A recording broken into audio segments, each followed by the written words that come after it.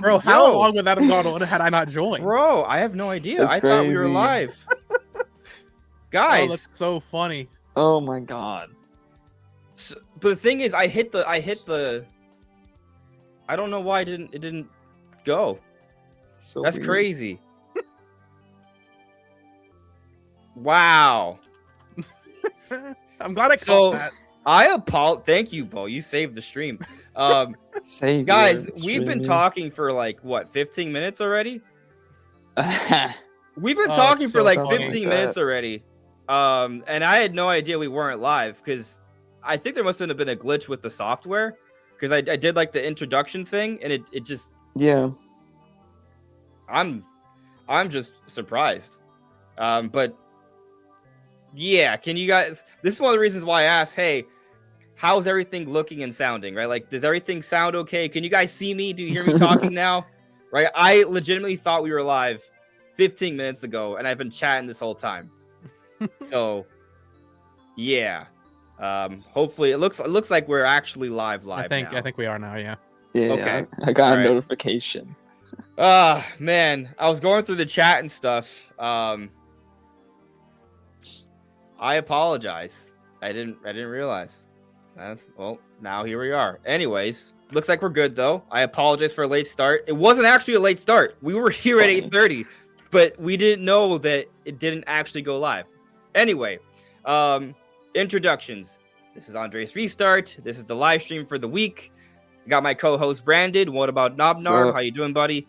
Doing good. Moved And into Bo? a new place. Yeah, you moved into a new place. Yeah. Yeah, we're Heck talking about the same things we discussed earlier, Yep. but no one heard us before. So, yeah. But then Bo, the savior of the stream, apparently. Yeah. 2 weeks in a row. Coming back. 2 weeks in a row. Yeah, man.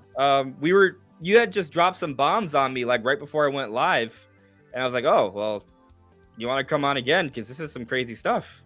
Yeah. I mean, all I'm thinking about right now is Switch 2 anyway. For the next 48 hours, that's all that's on my mind. So Yeah. might as well just join in and talk about it. Yeah. I guess something that we covered in the chat that no one heard us covering was that I saw some people complaining about constantly talking about Switch 2, but first off, like that is literally the most important Nintendo topic right now. Oh, yeah. And secondly, if there are updates to a story that we've been talking about, we're going to cover that. Like that doesn't take priority. Yes, I am working on the Star Fox video. That will come.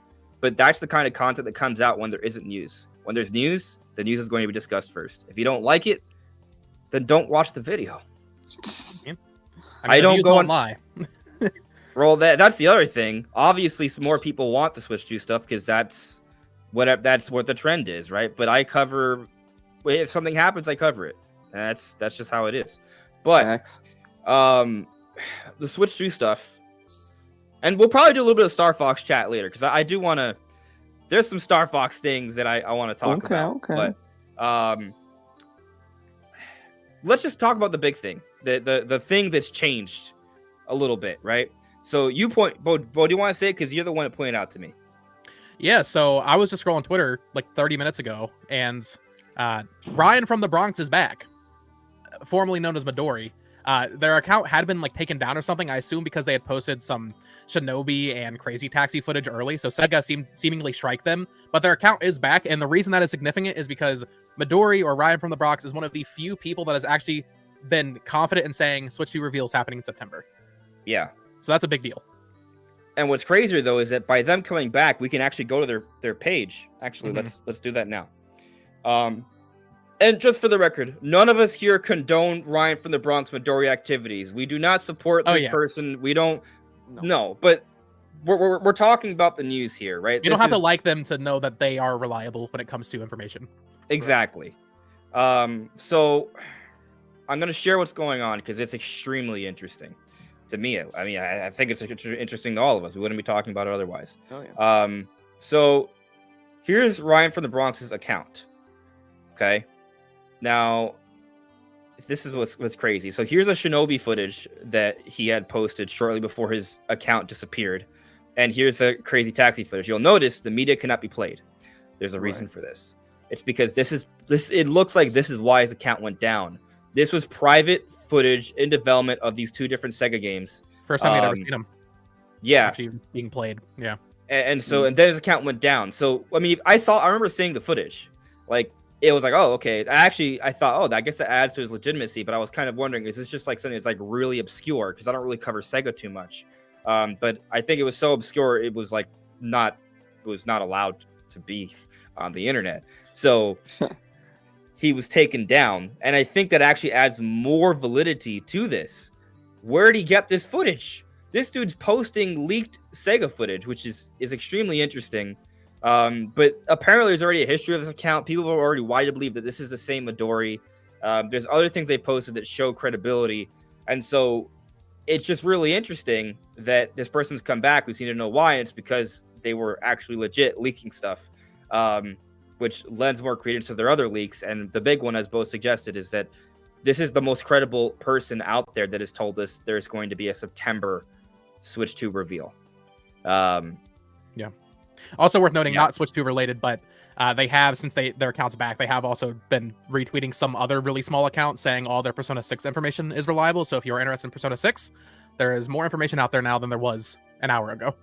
So yeah, worth noting. It is worth expect noting. a reveal probably at TGS for that. Yeah. So it's crazy. Like, I mean, I don't want, like, I've predicted that Switch 2 will come out. I mean, not come out, will be revealed this week, right? That's my prediction. Right.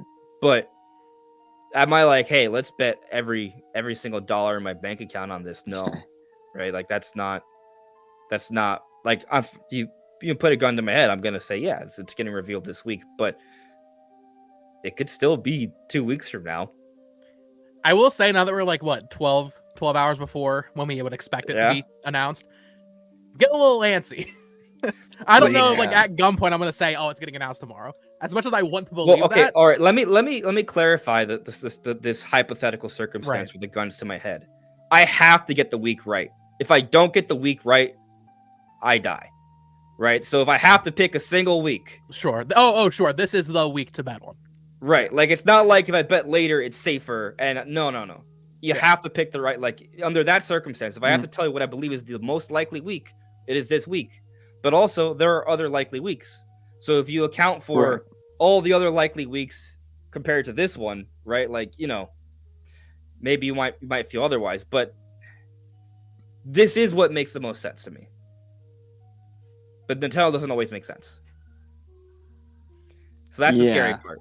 That's the thing. I was telling my friend last night, we were talking about it, and I was like, man, really hope it's this week, but Nintendo, they're crazy. They do whatever they want. It could be any time. But man, all the evidence, it seems to be adding up. I think for me, it's just still like all those events they moved up from September to August. I'm just like, why would you do that and then not do anything in September?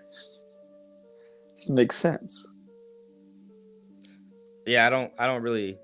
I've seen some people suggest that just because that they moved the events up to August, that it doesn't mean anything for September. I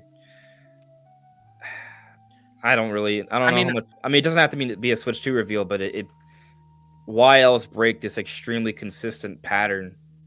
I will say, patterns do break, right? Like, I mean, technically, it could still happen, right? But like, for example, I've talked about it, but you've made the point, Bo, that there should be a game, another Nintendo published title in November based off history. It's still coming. Right. Like, I don't think so. No, right. Definitely not at this point, But the reason why I don't think so, right, is kind of one. There's three reasons really. Like, one would have been announced already, I think. Right. I would assume, probably. But maybe not. Maybe there's a direct and they announce it tomorrow. I mean, this week, frankly, let's say there's a scenario Switch 2 is not this week, but they announce a game tomorrow. That would line up with what's happened in the past with like Hyrule Warriors being announced in like, I guess that was early September.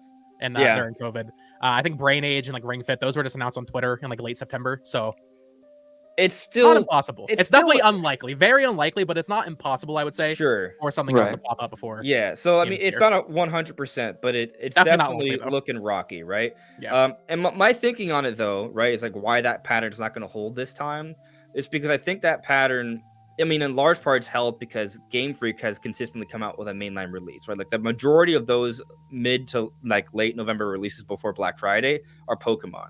And it just so happens that another pattern is breaking finally. The consistent annual releases of Pokemon, right? So I think that's probably why it's not going to hold this time. But another a factor to the equation is I do think the transition over to Switch 2 is affecting some of the patterns we anticipate from Nintendo, right? And even Thursday releases. Is there something different that seemingly could be them just setting up for Switch 2? Could be. So there are these subtle changes to how Nintendo is marketing things and scheduling things. So could it be that maybe Nintendo is also just this how they moved up to Thursdays? Is it possible they just want to move up their presentations to late August instead of mid-September now, for a similar reason? And it just, that's it. While that may be, there is still another weird thing. If that's what it is, right? There's another weird thing going on, because we still don't have any February or March games from Nintendo. Which by this point in the year, assuming there's not a big direct giving us that information like this week, then that's also like a broken pattern. Like there's something, like no matter how you spin it, like if something doesn't happen this week, no matter what team you're on, we're absolutely in the territory of things are weird and Nintendo has changed things. So I think the answer is we're gonna get some of those games, but they're Switch 2 games. I think like March, maybe Switch 2 is still coming out. Although some people think it's April or May, right? So maybe that's not what it is. But also it could be that there's gonna be just like a little bit of a light break of releases, like 1 to 2 months between Switch 1 stuff and Switch 2 stuff. Even though I still think Switch 1 stuff is going to continue to happen. So yeah. I still feel like there should be something for Switch 1 in February. I know you have like your 5% bet on Switch 2 releasing in February. I don't 5%. think that's I don't think that's that likely. I think March or April literally is that sweet spot. But I feel like they would have something in February. But it does also explain like why they announce Crunchy Returns in June, because there has been a pattern, talking about breaking patterns. There has been a pattern of whatever the January game is being announced in September. Correct. This year that happened in June. So like, even though it's true that they seemingly move presentations up, it's possible it was planned earlier than we think. I feel like, because they had the foresight to include Donkey Kong in that presentation. Yeah, that exactly. Like they don't date next year games in June. They do that in September. Yeah. So it is odd. I mean, when that happened, I was like fairly convinced that we're not getting a normal general. Like I thought, like a partner or a mini, which is what happened. So I mean, it's obviously peculiar, right? But like, let's getting into the new stuff though that we got going on. We have confirmation of developers going to Nintendo of America, not press. Press does not matter, right? Rogers Base, he's confirmed it. Like if you hear about any journalist or content creator being flown out, it has nothing to do with Switch 2. It does not. Yeah, it's too early. They're not for showing that. it to YouTubers. Not until next year, right? Not until Far like too a early. month before release, maybe. I don't know. Like then it becomes plausible. Certainly not before they announce it. Yeah, but developers though, that makes sense. Specifically, the CEO of Limited Run, which is Ooh. Limited Run is one of the biggest game publishers at this point, so it makes sense that he would, if it's true that a bunch of different developers from a bunch of different companies were all going to Nintendo on one day. I literally can't think of any other reason for why that would be happening other than some sort of Switch 2 briefing or technical presentation or something along those lines. Because like, if it was just Josh Fairhurst going there for Limited Run, like that's one thing. I'm sure he has meetings with Nintendo all the time, but it's the fact that we are hearing from Liam Robertson that it's a lot of developers. Laura Kate Dale said the same thing, right? and Laura Kate Dale as well. Like, it's not just one; it's supposedly a lot, which means they had a ton of people coming at once. I don't know what that would be if it's not Switch 2. I really don't. But what makes it more interesting, right, is that the day before, this happened the same day, but we didn't know until today, right? Andy Robinson and Chris String, CEO of Video Games Chronicle, CEO of IndustryGames.biz, right? These two different journalists were teasing some sort of weird Nintendo Direct something, and we thought maybe they were trolling us, but like you and I talked about it privately, like we were like, they could be trolling us, but also I feel like that would be a little. That'd be a little weird for someone. It would like they. I mean, they're reputable, respected people in the right. games industry space. It'd be weird to start just trolling like that. Right, like they know Yeah. what they're doing. They know Yeah. that what they're doing is causing a stir, right? And it was them definitely teasing something because it wasn't just him speculating about the direct stuff. Because then Chris String did the eyes, which we all know what the eyes are, but it's not even just the eyes. Andy Robinson then replied to that and said, "Oh, what could it be?" Right? Like he could have just left it alone. He didn't. And then I think even Chris String did something in another post. He's like, "Oh, then maybe there's just not enough screens." He's kind of that's I feel like he was joking about the rumor of the dual screens. I hope he knows it has 2 screens because I want 2 screens on my bed. Or I mean, I would be so shocked if there's 2 screens. That'd be awesome. I would be feel so. like- I don't think it's that likely, but I would be so happy.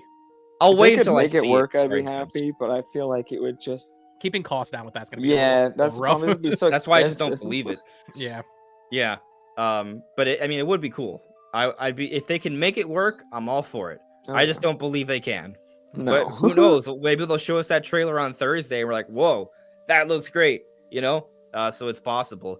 But the point is, we now know in hindsight, right after we got this news that the devs on the same day they did those teases, they probably started teasing things because they heard from the development friends about what they saw at the press event. And to be clear, they haven't straight up teased Switch 2.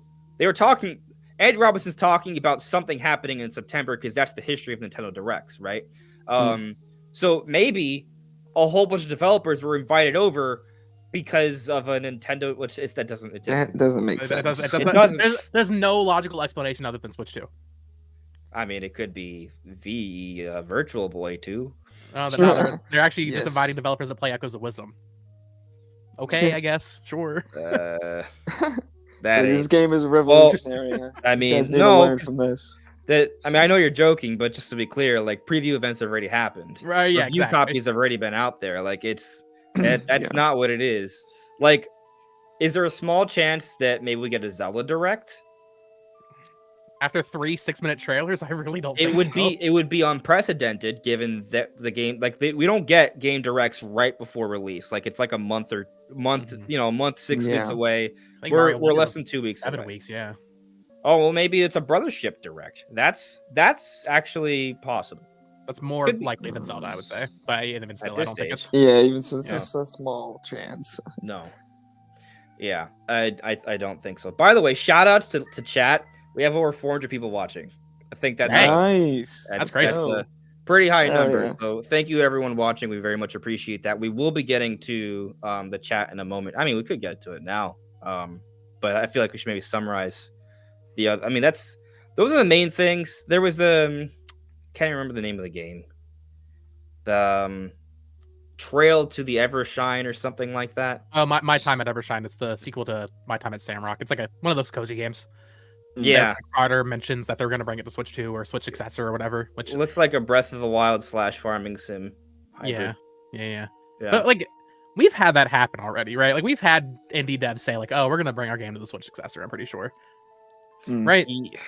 I don't know. I know with the NX we had several games that were announced for it, but I don't think there's been nearly as many people because there's not a code name. I don't know. It's weird. There's been less people this time. I'll say that I haven't seen any but this one. the headline of first Switch 2 game confirmed is Yeah, I not the did first see time that we've seen headline, that actually. headline. We've seen that headline multiple times. Well, I was going to say, I That think that is the Suikoden spiritual successor Ayuden Chronicle, back when they weren't sure if that game would even come to Switch, they said next Nintendo platform, but that was like 2 or 3 years ago. So Yeah. that was obviously like not based on anything. They're just like, well, maybe Right. in the future Yeah. it'll come to that. I mean, you could also say we technically if I Call of Duty confirmed to come to Switch 2. Yeah. Right. Yeah. Sparking Hope, Sparking Hope. I'm confusing with Dragon Ball Z, but which is not confirmed by any stretch. Although it's coming. I believe Yeah. it. I believe it. I would be first off, surprised if Switch 2 is games like backwards that didn't compatible. come. Well, actually, it's not coming to Switch, so yeah. Anyway, but Sparks of Hope, Mario Rabbids, that has been alluded to come to Switch 2. So like there have been little things. Yeah, I mean, admittedly, I would say like it's. I think it's worth mentioning. It could be like maybe a sign that like the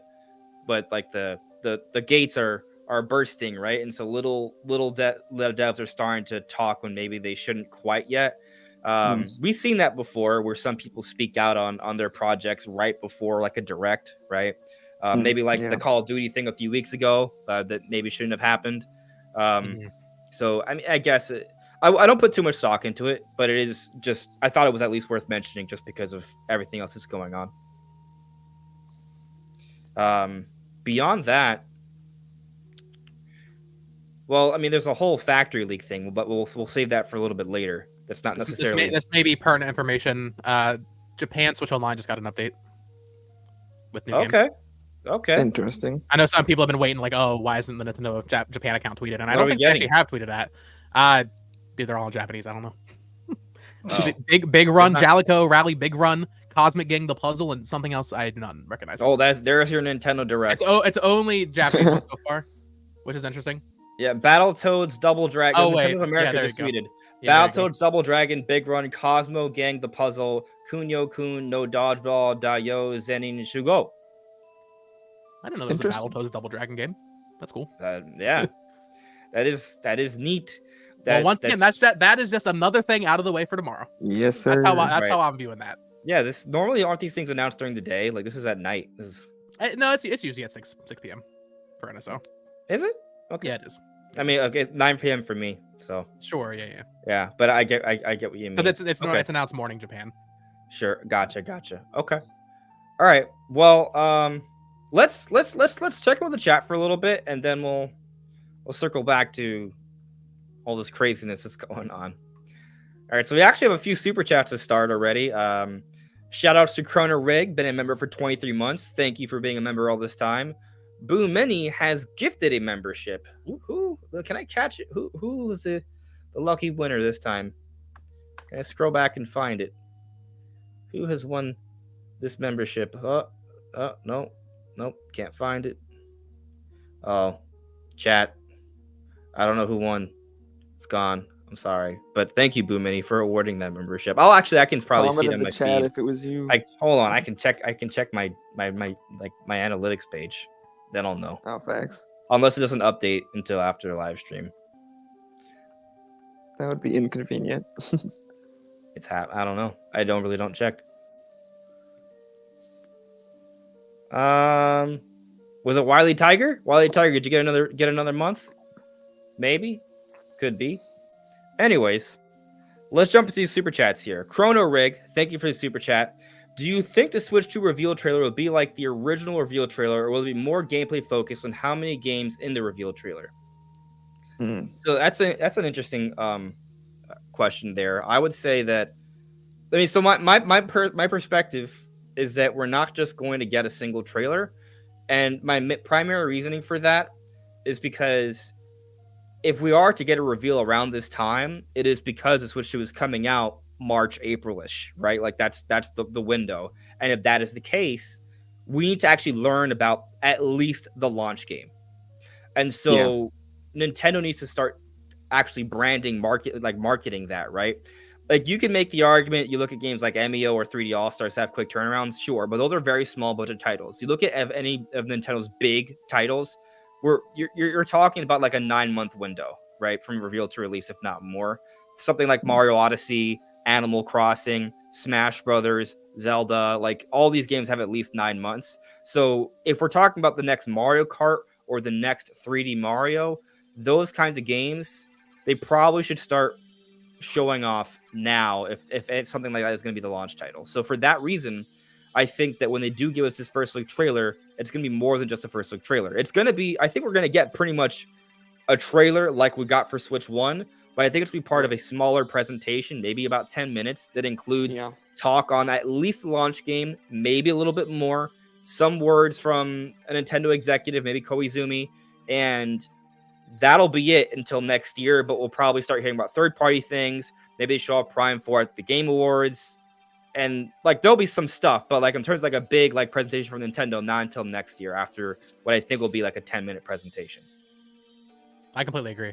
I think maybe you get 3D Mario and Prime 4 in it, right? Sure, but like kind of talk about the cross-gen stuff, and then the or maybe if we get like that 3-minute trailer like the Switch trailer in 2016, maybe they show Mario Kart very briefly, but they only go in depth on like 3D Mario and Metroid Prime or something. But I think right. you're right. Like a 10-15 minute presentation with a just 4-minute trailer in it, I think makes the most sense. Yeah. Brandon, how do you feel about it? Yeah, I mean, I agree. I think they'll probably have like a little segment where they talk about like why the Switch 2 is like better than the Switch, I guess. But they'll just show off like a normal trailer and then dive into whichever one is the launch game. I do think there's going to be more third-party stuff, but I don't think they'll dive into any specific game. I think they'll just show off generally a lot more third-party games on the system. Just because I think there will be a lot more. Although there is TGS soon, so that's why I don't think they're going to dive into them too much because they don't need to. I think seeing Monster. This is a prediction, but I predict we'll see Monster Hunter Wilds and Call of Duty in the first look trailer. Maybe for like 5 to 10 seconds, but I think we'll see them. I think both of those are given. I would expect a few more. Sure. But yeah, maybe like 4 or 5 different key third parties. That would be more than the first time. Because so the games we had in the first look trailer, so we had Breath of the Wild, which we knew about beforehand, right? We had Mario Kart Deluxe, which we didn't know was coming to Switch, but it's obviously just like a slightly remastered version of Mario Kart 8 for Wii U, right? So we kind of knew about that game, which were the first 2 games that came to Switch, right? Hence why they didn't need to market those because they were already marketed for a while already. But then we also saw our first look at 3D Mario, our first look at Splatoon 2.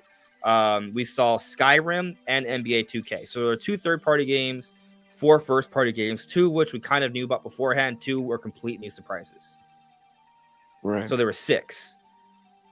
You're talking about 4 or 5. I'm not disagreeing, by the way. I'm just simply pointing out that it would be different. Yeah, no, I do expect it to be more focused on third parties. So I think there will be a more third-party presence on the system in general, but especially closer to launch because Switch really didn't have any third parties close to launch. So maybe what they could I do imagine is Switch 2 will have a lot more. Kind of trying to go a little bit more in depth on this, right? Like, I'm gonna just, for the sake of conversation, right, assume that the first look trailer for Switch 2 has 6 games, just like Switch 1. 2 third-party games, Call of Duty, Monster Hunter, right? They show off 3D Mario, brief look at Mario Kart, Metroid Prime 4, and 1 other random Nintendo game, maybe like Switch Sports 2, right? I was gonna say that, yeah. Yeah, right. So, and so that's the first look trailer. Then they also give us our first proper trailer or some sort of dedicated conversation with some extra clips of like 3D Mario saying it's the launch title. And then there's 2 more segments. One segment is just a sizzle reel of third-party games that weren't in the first look trailer, just to be like, hey, we have a lot of support coming. Get ready. And we'll see things like Assassin's Creed, Final Fantasy, Sparking Zero, right? They'll just be kind of in there for like a brief, like 20 to 30 second sizzle reel, right? And there'll be maybe a 3rd or 4th section. You mentioned Metroid Prime 4, right? I would say maybe they talk about how, hey, there's going to be a lot of Switch 1 games that are going to have enhanced versions. And that's where they bring up Prime 4. We see a little bit more footage. And maybe they hint at a couple others, but those will come eventually. And that's kind of how I think they could handle like a 10-ish minute presentation. Yeah. All right. Well, we got more super chats. That was a good little like topic right there. I liked that one. Attack the backlog with a super chat. Thank you for the super chat. Hey man, Switch 2, that'll be the name, will be revealed this Friday. That's my prediction. Oh, and it has AR or VR and is dual screen via TV streaming. Okay, so AR is an augmented reality or VR as in virtual reality, and dual screen via TV streaming. So for those that aren't familiar with what he's alluding to, the idea would be the dock has some internals in there where you can actually stream gameplay from your Switch 2 portably, still use it as a second screen, but the gameplay is also on the television at the same time. So you would have a dual screen experience, kind of like you had on Wii U. So my thing with that is that I think that is theoretically it's very doable because they had the tech in Wii U. So I think it could be done. I just feel that if you're doing that, and if it's like a main form of games, like if games are built around that, then you're limited by power consumption. Yeah. Like they can't really use docked mode really, unless the dock has its own like graphics card, which we have no evidence of. There is a fan thing though, so I don't know. Maybe there is something to that. I just kind of thought that it would just clock higher with a higher wattage charger that we've heard about in the dock, right? So Yeah. the dock mode would be better, but not because there's another graphics card in there and they're doing a TV streaming. But maybe Nintendo found a way to make it work. So, could be. And maybe it's not even like a crazy thing. Maybe it's just like a simple thing that's meant for like DS Virtual Console or the occasional Pretty random cool. weird game, which I would like. Yeah. If they had some sort of support for it for like random use cases like that, that'd be fine. But I don't think developers are going to be like, yes, let's get on board with this feature. Like, it would just be a big waste. And I definitely don't think there's any hope of them having a second graphics card in the dock or anything. I think it's just much too expensive and not really practical. Yeah. Yeah, I just wonder, like, it's a cool idea. Like, it'd be cool if they could, like, bring DS and SO, put, like, more Wii U games like Nintendo Land on there. But at the same time, the Switch, Nintendo's been pretty good this generation about, like, making sure every game can be played in any form factor. With a few exceptions, like Right. Switch Sports. You can play Yeah. Switch Sports on a Switch Lite, I think, just with separate Joy-Con. Same thing with, like, Ring Yeah. Fit. But Or like for the most Super part- Mario Party, you can only play with a Joy-Con, Right. which is annoying. But But this for the- most, yeah. this would be pretty substantially, like, different and limit a certain type of play style, which I'm not sure they would want to do. It is a cool idea, though. Yeah, for sure. But Attack the Backlog also mentions augmented or virtual reality. I mean, I would like VR. We did hear some rumors back like a year or two ago about them working with Google, I think, on VR, right? I remember something like that. I don't remember. That all sounds the- familiar, yeah. Yeah, I don't remember the specific details because I don't feel like super confident in talking about it at an extremely nuanced level. But I don't think there was a ton of information at the time either. yeah, I mean, just also if they're working on something behind the scenes, it doesn't necessarily mean it's going to come to market. Yeah, But I mean, they did do Labo VR, and I thought that was cool for what it was. and the I would Switch 2 will love have if- a higher resolution, bigger screen, so Yeah. they might be able to render, some slightly. I think they improved could do visuals something in that VR. would be good enough for VR experience. It wouldn't be great, but it would be at least it would be a lot better than what we have now. If you were ever okay with Labo, then I think obviously you would be okay with what they could do. But I think it would because right now I think Switch is kind of like phone levels of like VR. I think it would bring it up to just something more like an Oculus, like an old Oculus Quest. Maybe. I mean, I'll say if they release like a peripheral that's like a proper headset, and you just slide your Switch 2 into there, and you already have the Joy-Cons, then like it does have the right form factor to pull that off. So I'm open to the idea. I want to go a little bit back to this idea of like DS, 3DS Virtual Console because something came to me the other day. Actually, I think other people were talking about it, so I don't want to pretend like it's I thought about it, but I'm not. I don't think I'm the only person that's thought about it. Is my main point. But if the Switch 2 has these magnetic Joy-Cons, depending on how that's set up, that might facilitate dual screen gameplay.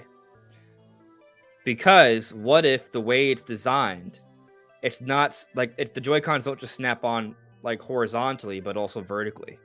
And so you can you can flip the screen so it's vertical, and then you Ooh. have the two Joy-Cons attached to the sides magnetically because they can attach on any of the four Ah. sides, and then you can kind of play it like a DS or a 3DS. That would be amazing for DS and 3DS emulation. Like, ooh, man, that'd be awesome. Yeah, that'd be great. I'll mention one more other random thing though. I have seen some people say that if it's an 8-inch screen, it might be so big that they can essentially use the exact same dimensions as a 3DS screen. That both screens would fit into the size of the 8-inch yeah. Switch 2 screen, Okay. so you wouldn't even need to do that. I guess technically. Be interesting. Now it would only really be viable in portable mode, but it could be something. And I'll say, like, I don't think it's extremely impossible that they can't come up with a way to have dual screen gameplay, even if they don't include like some sort of TV streaming option. Because if they release a peripheral where you can use your phone screen as a second screen, Like, like you can put an attachment on your controller that allows your phone to be used as a touchscreen, which it literally is. Then you can have the main screen. You could have secondary screen gameplay for 3DS and DS Virtual Console. Like, it's doable. So I don't know if it's going to be elegant, but it is doable. Yeah. So Like, They it got to would figure out work, DS but in it, though. In some way, I feel like. they do. I want to Yeah. play Spirit Tracks and Phantom Hourglass on my Switch too. I mean, sometimes like they're for like to go back to some games, they're willing to do something that doesn't feel amazing. Like, for example, Galaxy and 3D All Stars, I wouldn't say was the most elegant port or whatever you want to call it, right? Yeah. But it worked. I didn't really have any issues with it. I didn't feel like it felt clunky or anything. I think what we're talking about for DS would be worse. It would be less elegant. Yeah, it'd be much more clunky. But I'm just Especially saying, if you have there's like at a least heavy some phone. precedent. Because like everybody's phone is different size and shape and I'd capabilities. just throwing out ideas. You don't have to pay me. Got a few more super chats to get to though. So, Michael Parker, thank you for the super chat. Remember a couple of years ago when it was reported that Metroid Prime 4 was shown and it was said to look amazing? Was that on Switch 2 hardware? Strongly doubt.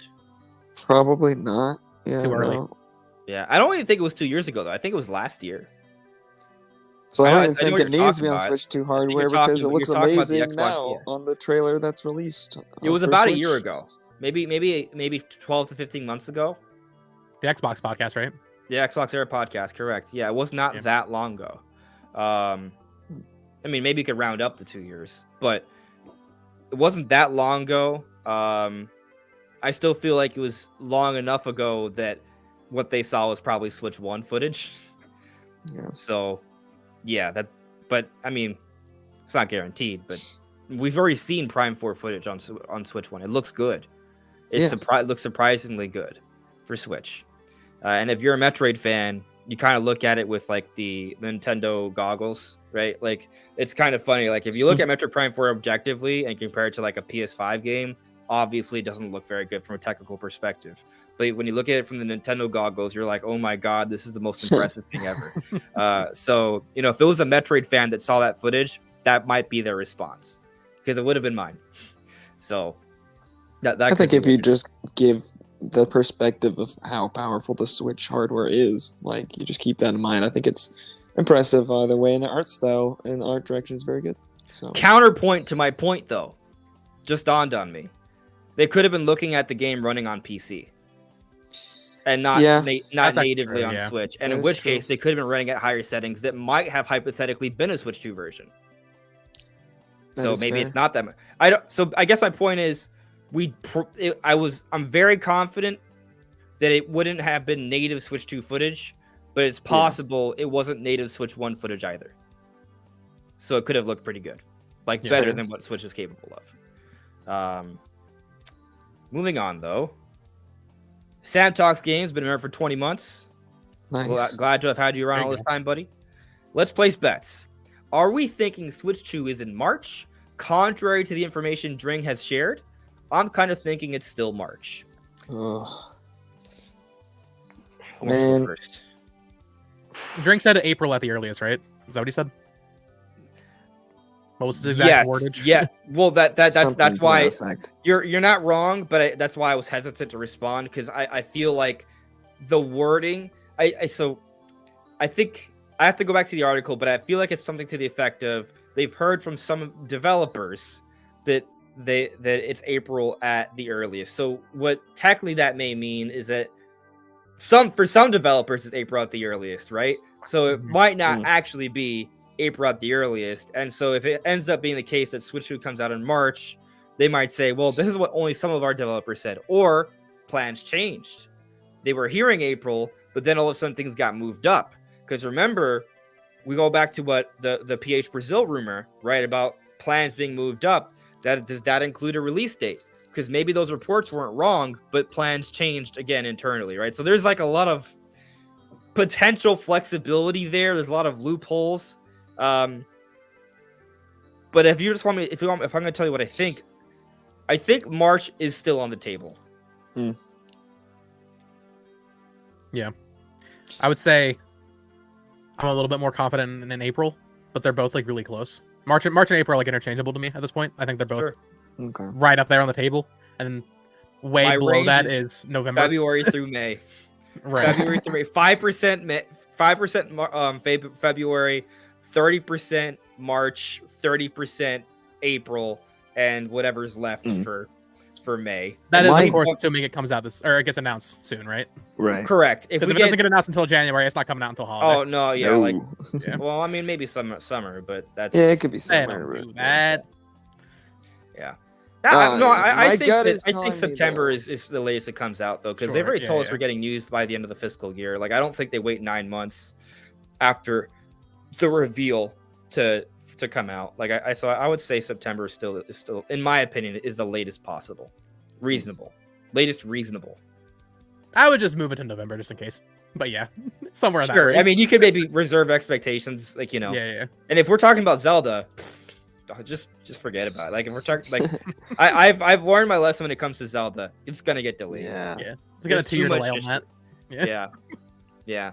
If they say 2014, nah, that's coming out. 2017. That's crazy. That they literally told us 20. Yep. It's insane for Breath of the Wild. Yeah.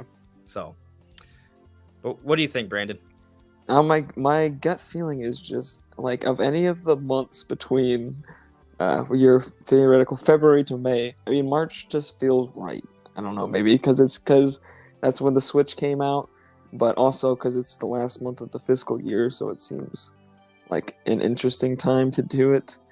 I don't know. Yeah. Something in me is just like, just stick with March. Well, there Hold is fast the line of March. I'll go back to the fact that we still haven't heard about a February or March game, and to me that's extremely peculiar. It is Right, like I strange. can see them skipping February or like shadow dropping something smaller, right, or announcing it. You Yeah. know, like they could announce something with a quick turnaround for February, right? But I don't see them doing that for February and March. So I kind of feel like maybe either March is a gap month or February is a gap month, and then Switch 2 comes out in April. But because both those months are vacant up to this point, it does kind of have me thinking, oh, maybe March is still on the table. And to that end, that's why I had the February 5%, because it's still weird that February is vacant. I think it's unlikely, but I'm just saying I think it's possible. We have a chance, a very low decimal chance, but a chance. Not to derail from the super chat too much, but Let's go. I'm sure you've seen the Pokemon TCG Pocket rumors. Apparently, there's going to be previews for that tomorrow. Makes sense. I believe it was Austin John Plays that like flew out and was like tweeting about it or something. That makes sense. If no Switch 2 tomorrow, do you think it's possible we get a Pokemon Presents? And in that Pokemon Presents, maybe that's where you get either your November game for me or your February game for you. Or both. Or both. Frankly, that could even be both. Yeah. Mystery Dungeon this year, a little Legends ZA in March, we'll say. My God, what a crazy turnaround. That'd be very damning for Switch 2. Yeah. I don't think it's impossible. I think that especially if they're actually like going to be pushing TCG Pocket tomorrow. Well, to that end, like if they're pushing TCG Pocket, why even put it out of Presents? Just focus on TCG Pocket. Yeah, that's true. That is true. Yeah.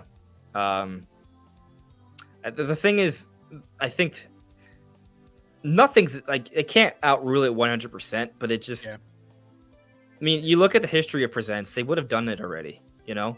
Right. I don't. Unprecedented times in many facets, though. True. Yeah. It's I will true. say, like, okay, so if it's not Switch 2 tomorrow, I think a lot of us are still expecting some sort of bigger news from Nintendo this week. I think Pokemon Presents would be the next likeliest thing, followed by like fucking Brain Age or something. You know, some random casual game. That's how they normally announce those, just on Twitter. Right. But I would say it's Switch Oh. 2 at the top, Pokemon Presents, and then like way lower some other random. Pokemon Presents is like the only thing that I think would somewhat answer the awkward shift to everything to August. It still wouldn't fully answer it. It It would answer the wouldn't. developer thing yesterday, certainly. It could be a little Yes. bit of an agreement thing, like maybe Nintendo Pokemon Company of having a lot of conversations relationship wise, and maybe, you know what I mean? Like, because you look at the Scarlet and Violet situation, like obviously Pokemon's a huge deal to Nintendo, right? And so maybe Nintendo is an act of good faith. It's like, hey, we'll give you September as like your big marketing month moving forward. And we'll, you know what I mean? Like there could be maybe a little bit of that, I guess. Mhm. I feel like I'm stretching things though to make it Right. it Yeah. work. Yeah. I agree. Yeah. Yeah. Anyway, I think March is on the table, but I also agree that April is very, very, very viable. So we'll see. I one more note on this though, because Nintendo's told us that they want to create a lot of hardware of supply to combat scalping, and so one reason why they might announce Switch 2 and say this week, September, right, and not come out till April, which would be like 6 weeks to 8 weeks longer than the reveal to release for Switch 1, would be because they are going to go into mass manufacturing and they want to be in this mass manufacturing process for a month or two longer to make sure they have that supply, and that would explain why we have this longer window. Because otherwise, if we're outside of that reasoning, if a reveal in September, if anything, would strengthen my belief in a March release. Of course, I also think we're probably going to learn about the timing of this release when they have the reveal, be it this month or next month. Yeah, it might not be like a hard date, but it'll still be like a month. Coming or out. a Yeah, season. it's coming out April. It's coming out March. Yeah, Yeah. probably a month because that's how they handled it for Mhm. Switch 1. I think they said March 2017. Yeah. So Yeah. they could just do season, which would then suggest we have to wait a Oh little bit my more. goodness. But Yeah, that'd be upsetting. That'd be so sad. they just say After all spring. this Uh, time. They say And- summer, and then people have to argue when summer starts it ends. Oh as, my as we do, God. as we do every year.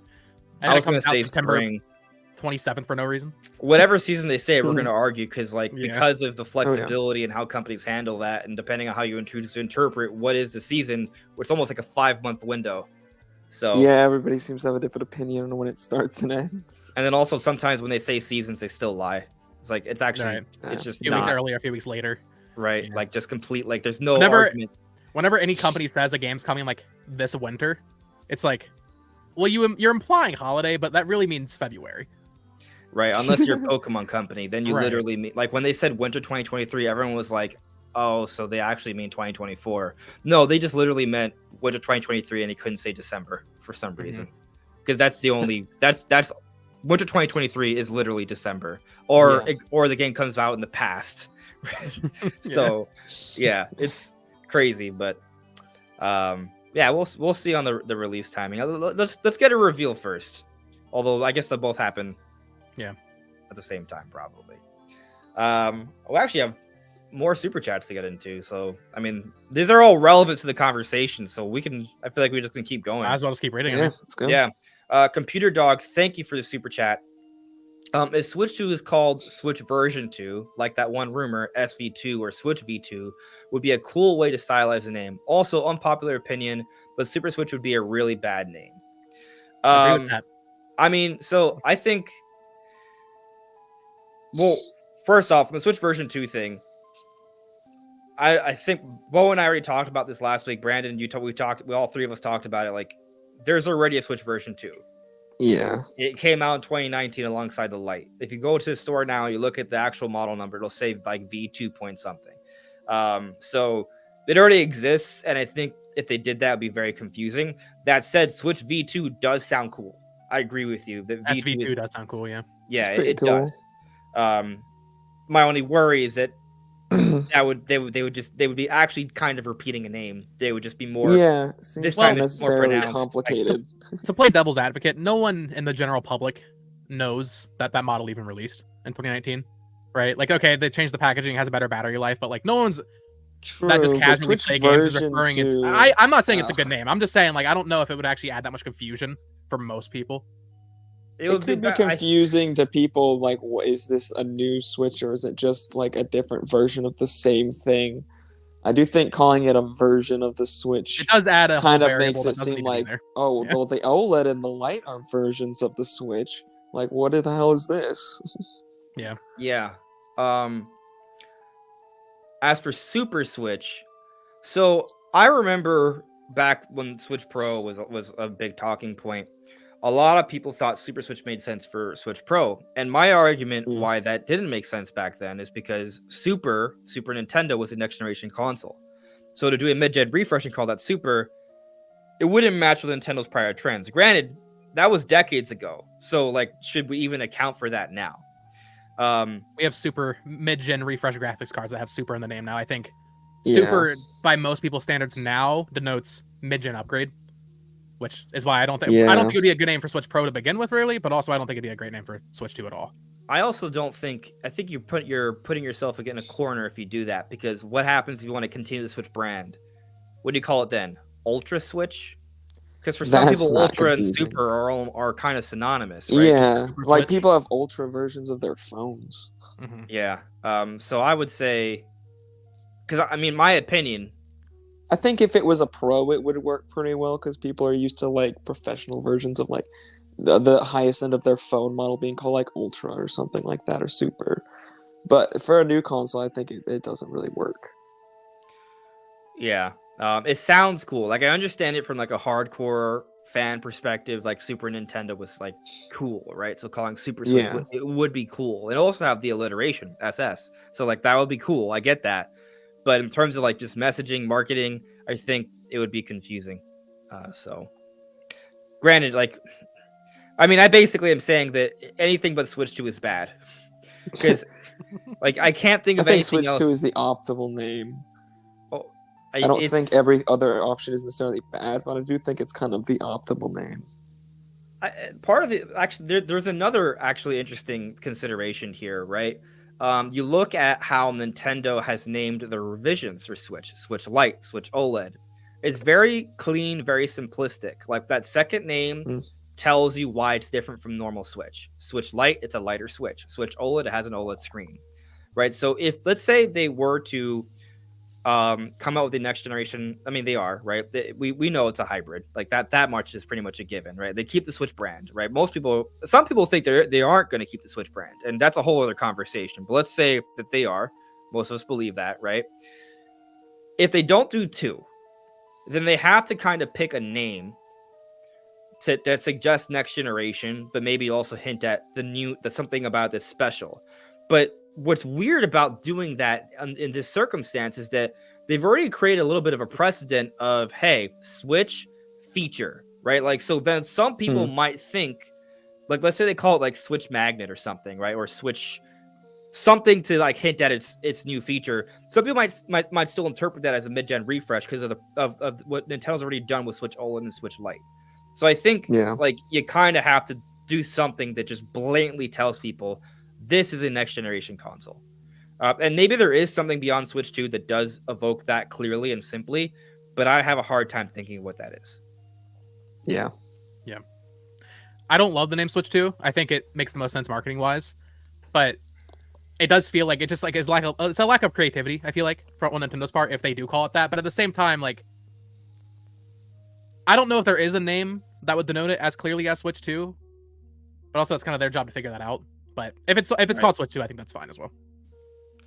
I'll do last. And it's probably the most likely at this point as well, I would say.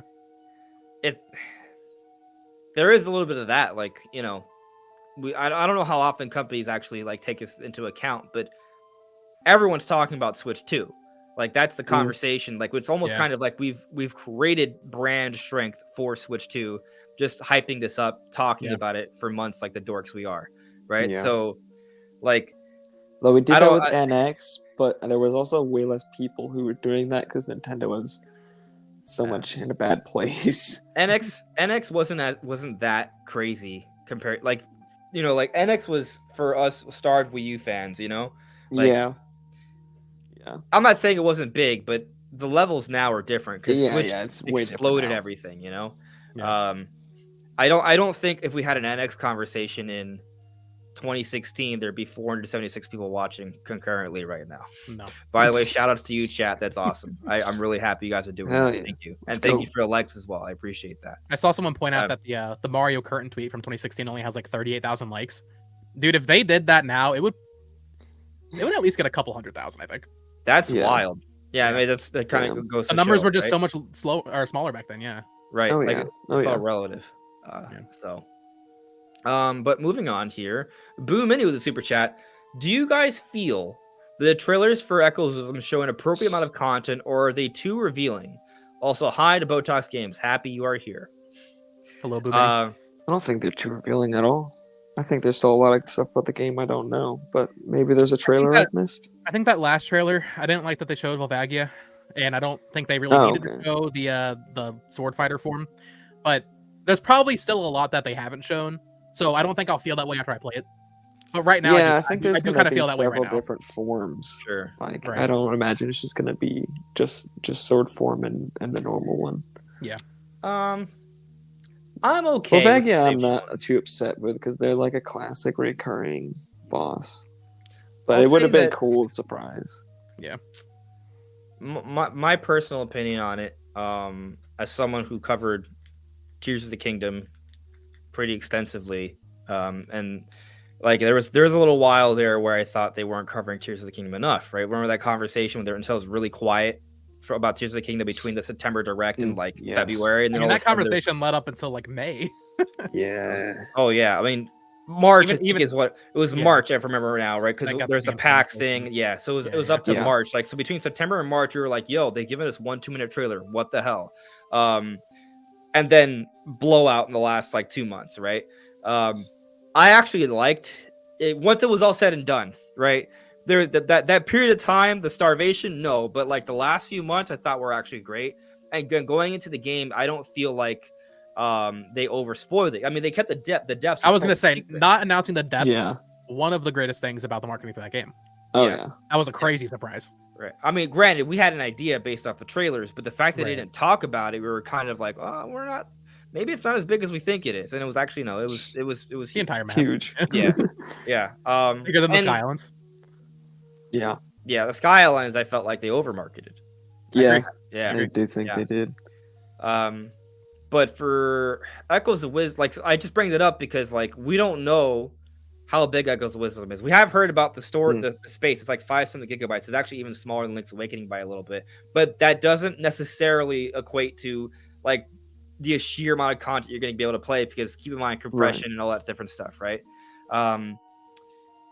We just don't know. Like they've only shown us 2 bosses, right? Like I know you didn't like seeing Volvagia, but that is one of 2 bosses. Right. So unless you want to count Ganon in the beginning, Can't so believe they spoiled that Ganon's in the game. Holy crap. can't believe it. Darn How it. dare they? So I don't know. I think it kind of depends on how much other content there is. Because if there's only 4 bosses and they showed 2 of 4, then I would agree, right? But if there's like 10 other bosses or more, then I don't think that's a big deal. That just gets me excited.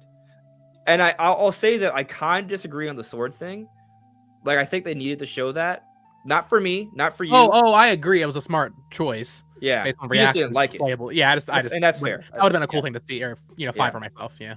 Yeah, there were just a lot of people that wanted to see sword fighting in the game because for Yeah. some people it's It not a makes Zelda sense. game without swords. So, and I guess that is an interesting point to make. At least that Nintendo seems to be aware of that because they could have held that and they thought, no, we should show sword gameplay because this is Zelda, right? Because I remember with Breath of the Wild, I had some concerns because there was a big focus on the bow, and I was like thinking, man, are they going to really give us a Zelda game without a sword?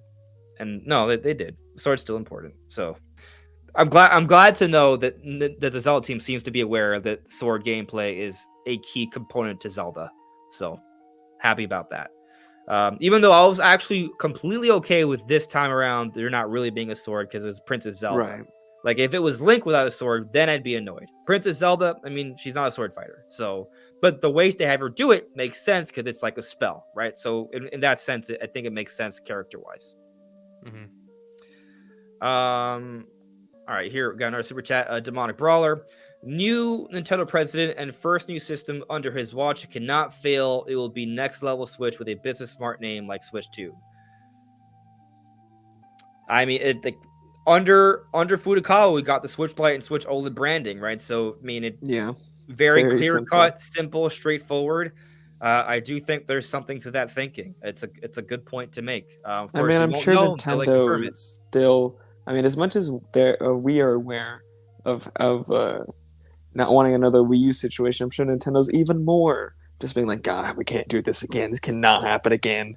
It's like, no, this transition has to be perfect. So yeah, they're gonna go with something that they've put a lot of time and thought into, and even though it's gonna be probably the most simple thing possible, Switch 2, it's gonna be because that's the best thing that they found possible.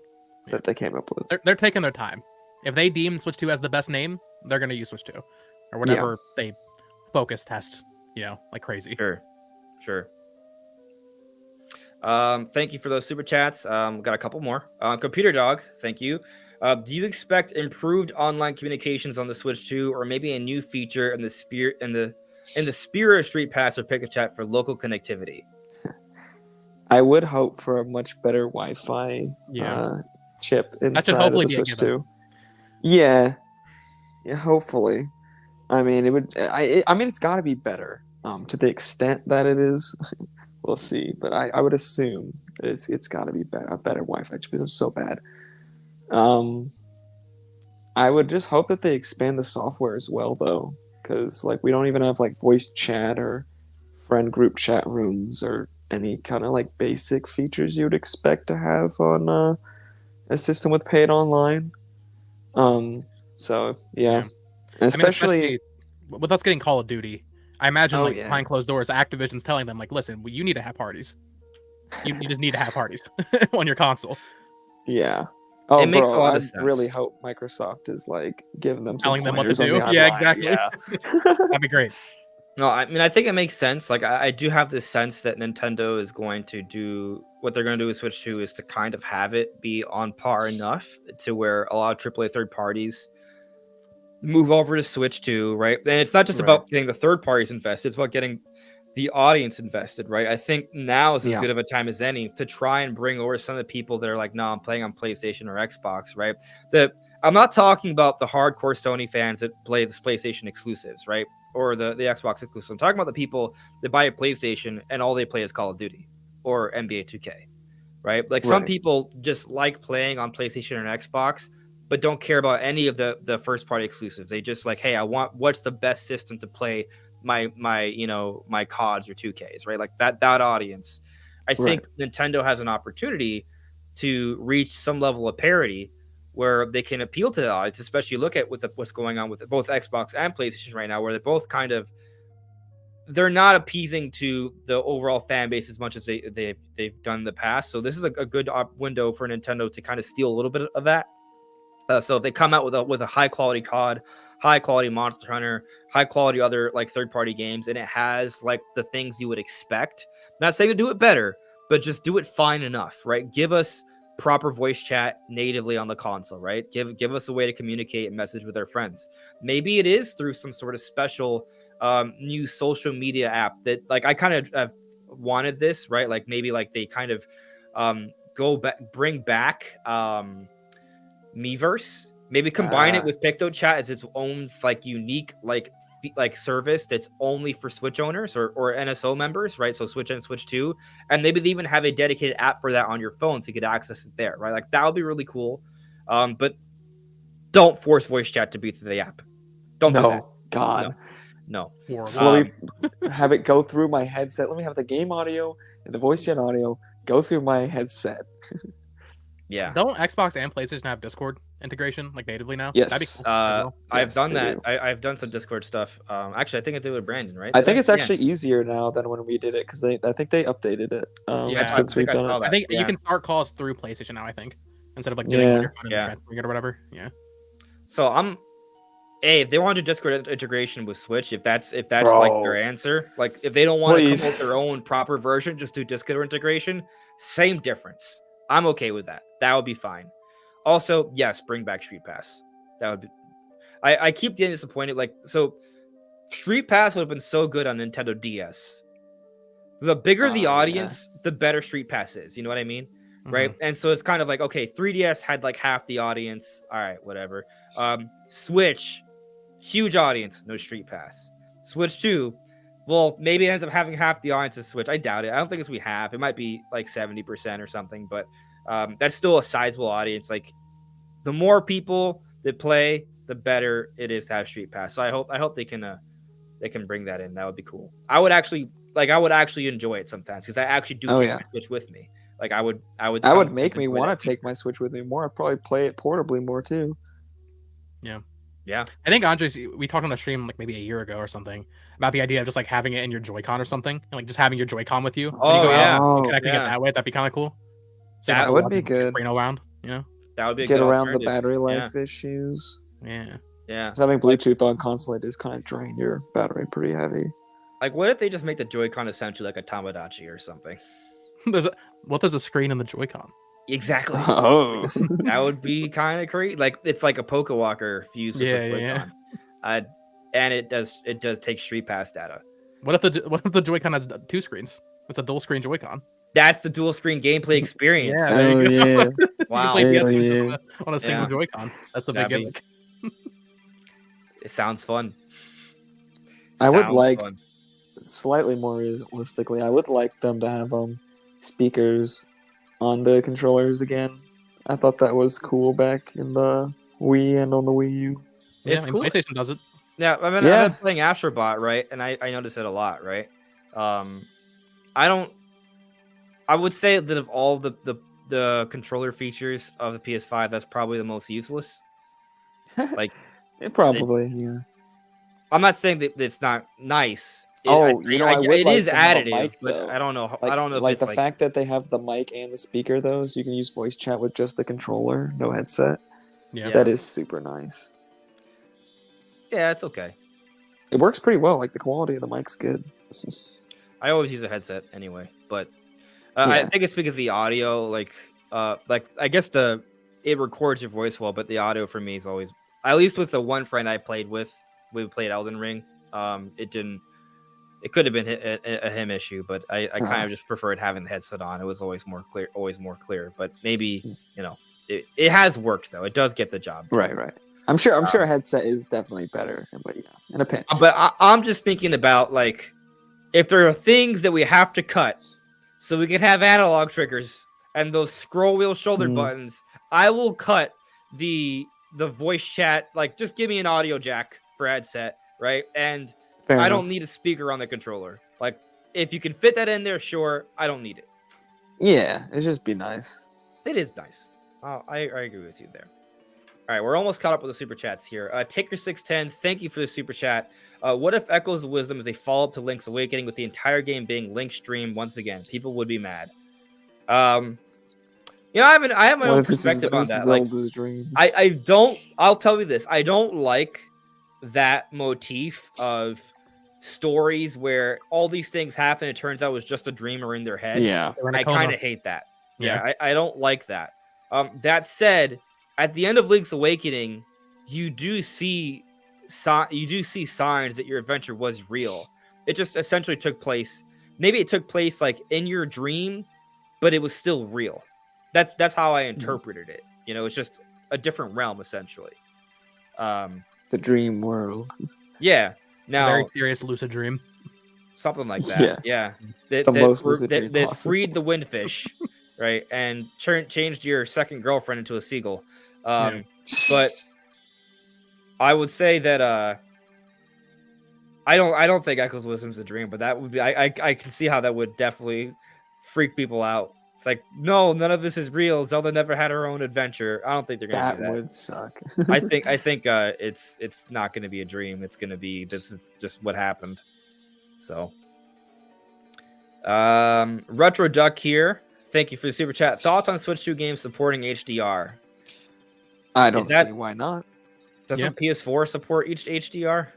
Yeah, Pro the does, I think. PS4 Slim and the Xbox One Slim onward Yeah. all support HDR. So it seems like a reasonable expectation. Yes, I would Yeah. be shocked if it didn't support HDR. And is it a power issue or is it just a modern tech issue? Because if it's a modern tech issue, then we shouldn't be concerned at all. It's mainly just a tech thing. Like a I'm not modern- even really sure why Switch doesn't support HDR, to be honest. Because technically, I think it could. Okay. Um, Well, then Switch yeah. 2 probably has it then. Not too worried about that. I mean, if we're talking about like having ray tracing and like 4K stuff, like I don't think you it would have be a those- very odd feature to remove. There'd be basically Right. no reason for it not be. Yeah, yeah, I agree. One more super chat here, and then we'll check with the live chat for a little bit, and then we'll get to our next topic. Is R3 Light? Thank you for the super chat, buddy. Best way to get Street Pass for Switch 2 is to put a Street Pass app on your phone. Also, how are those sales for the Mario Killer Astrobot? they're going well. Kind of. Not. Hmm. I haven't looked, but I know it was like second in Japan, which is second in Japan, but with not much competition. Supposedly they didn't ship out many copies, but the game that was number one was like a Toho game. I don't know if you're familiar with Toho. It's a very niche Japanese thing. Yeah. So for that to outsell it at retail, Oof. not a good look. But I hopefully, mean, it'll I sell haven't in, really like, been America. seeing a lot of marketing for the game. Mm. I feel like this may be a classic case of Sony just not pushing their best products. I feel like I've seen more marketing for this game than a lot of other Sony games recently. Certainly more than Concord. I know, I like didn't see any during for Concord during PAX, either. there were billboards everywhere for Astrobot. Okay. They market it Well, yeah, I mean on that would make hardware. sense for it. Yeah, Like I'm not like, saying they didn't market. I'm just not, Yeah, I'm yeah. not sure if they my marketed it PS5 enough. is like, hey, Astrobot's available, like, and then also there's literally a free game that has content added to get you excited for that's the ultimate Astrobot. marketing. Yeah. Yeah. So I mean, there's a little bit of that. I think it deserves to sell well. So that's my thought process on it. The idea of having an app on your phone that integrates a Street Pass. I mean, I just think that listen, the Nintendo Switch app, you don't have to delete it. You just have to completely overhaul it and cut the voice chat. Make a new app. You can make that new app. It's effectively make a new app. Yeah. That's fine. But if it has, Let me like, be able to integrated- shop and download games to my Switch from my phone. you can do that on your PlayStation app, right? Yeah. Like the way the PlayStation app works is great because like if you record things, it's on your phone through the app, right? So you It's can really then nice. share it on Twitter That's more nice. easily, right? That's a good kind of it's a way to it's a workaround, right? Because now there's no longer Twitter integration, but if you have it straight on your Yeah. phone, you can just go on Twitter and just share your image, right, or your recording. So they could do that. If they have Street Pass, maybe it could show your Street Pass notifications, right? If there's some sort of Wi-Fi connection there. If they do bring back Miiverse or some sort of messaging system, you can access it from the app as well.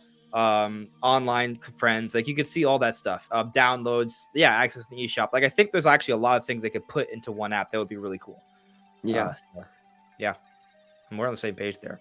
But let's come back to the live chat. And then we'll continue here. I see that Frank Woodson in the chat here said HDR makes rendering generally more demanding. That's why Switch doesn't have it, and it needs a really bright screen, so probably not in handhelds. Okay. Yeah, I mean there is some cost to it. It's not crazy expensive. Like the Xbox One Slim is clocked ever so slightly higher to accommodate the HDR. So I mean that's probably one of the reasons it's not on Switch. But it's not like Switch couldn't handle HDR. It's not that expensive from what I understand. But I don't know. Yeah. It may be with the type of hardware the Switch is. It's more expensive than more modern hardware. I don't know. Yeah. I see that Joy CJ and Lex in chat talking about how good Astrobot is. I agree. I really like Astrobot. Dude, I want to get it so bad. Yeah, the I Joker gotta here, fix my got PlayStation first. Yeah, you should. The Joker here, I just got the platinum for Astrobot. It feels like Mario Galaxy 3 in so many good ways. Yeah, that's kind of my vibe. It feels like a game that I'm definitely gonna 100%, which I tend to do with Mario games. So, it's a good game. Yeah.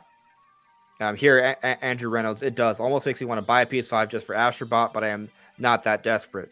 I will point out that there is the free, Astro's Playroom. So you have a little bit of extra stuff on there if you do get a PS5 at some point. Who cares here, asks me. I really feel like people are getting themselves hyped up for the Switch 2. It will be a substantial upgrade, but there is a limit. Stuff like scaling can only do so much with hardware. So that is an interesting point to bring up because like we look at like the PS5 Pro and they're using PSSSR, right? It's like their own upscaling tech. And I don't think we've really seen, how good the upscaling tech is going to be for Nintendo. Because keep in mind, Nintendo's partnered with NVIDIA. They have DLSS. Like it's another level of upscaling. So it's going to be really curious to see how good that's going to be, and we're not going to really know until they show it off to us, right? But I have the suspicion that it's going to make a bigger difference than what PSSSR is doing for PlayStation. How much of a difference? Will it bridge the gap? I mean, it's definitely not. No, I don't think any of us are thinking that Switch 2 is going to be like better than PS5. Like we're not thinking that. but is it gonna be a key, like, pivotal feature that's gonna help Switch 2 come close enough, not parity, but close enough in the parity discussion that we're seeing decent looking and running AAA third-party games and Nintendo games that just look incredible because Nintendo's are masters of their hardware. That's what I'm kind of hoping for. I mean, I guess if you look at it in this case that, like, yes, Switch 2 isn't going to be as powerful as even, like, the Xbox Series S. Yeah, that's true. That's inevitable. But it doesn't really matter. I mean, for third-party games and stuff, it kind of matters. But if you're buying a Nintendo game or a Nintendo console for Nintendo games, which I suspect is a large part of the audience, it doesn't really matter because, like, they're still going to have a incredible upgrade and, like, so much more power to work with. Like, it's gonna be the biggest leap we've seen from Nintendo in terms of power in over a decade. It's gonna be big. I can't wait. Unless you count the 3DS. If you count the 3DS, then that's 3DS that and Switch. count. Yeah, 3DS and Switch. That one. That's crazy. We're not counting that. But You should. otherwise, this is gonna be the biggest power gap we've seen. So, yeah, the ceiling for Nintendo, like what Nintendo games is going to look like, is going to be vastly improved. But yeah, so from that angle, it's going to be fine. But even for third parties, I do think it's going to be close enough that they're going to look and run pretty well. Like, I don't think it's going to be like a Switch situation where, like, every single asset is downgraded and the resolution's super downgraded and it's half the frame rate. I think it's going to be a lot closer, and it's going to be the point where it's going to be a lot less of a, man, do I really want to play this game portably? You know, with all these faults, it's gonna be like, oh, I can play this game very close to the other versions, and I get to play it portably if I want to. Like, it's gonna be a good situation. Is it gonna be perfect? Is every game gonna be like the same as PS5? No, there's gonna be compromises, but it's not gonna be anywhere near the compromises we kind of see today on Switch. Mm-hmm. Yeah. I mean, looking at the PlayStation 5 Pro, like, demonstration, there is nothing there that makes me think, man, I really need that enhanced PS5 version. Like, yeah, I do think they showed, like, the worst examples possible for that. It was not a good presentation. No, I think if they had shown, like, any UE5 game, it would have been like night and day. Like, I mean, I think I noticed, maybe it was for the game that was, like, in a jungle. Last of Us. The Last of Us, right? Oh, yeah. Like, I think they showed, like, a watchtower. Yeah, you could tell the watchtower. Yeah, like, you can see showed... that the glass panel wasn't reflective or something. Yeah. I was like, oh, okay, I wouldn't have even noticed that if you didn't point it out to me. But then they showed Spider-Man and Ratchet and Clank, and Mark Sony's just like, wow, look at that difference. And I'm just like, what are you talking about? What are you talking about? Might be a different the time compression of day. on it was so bad. Yeah. It was not a good presentation. The quality of it was too bad. The comparisons they used were trash.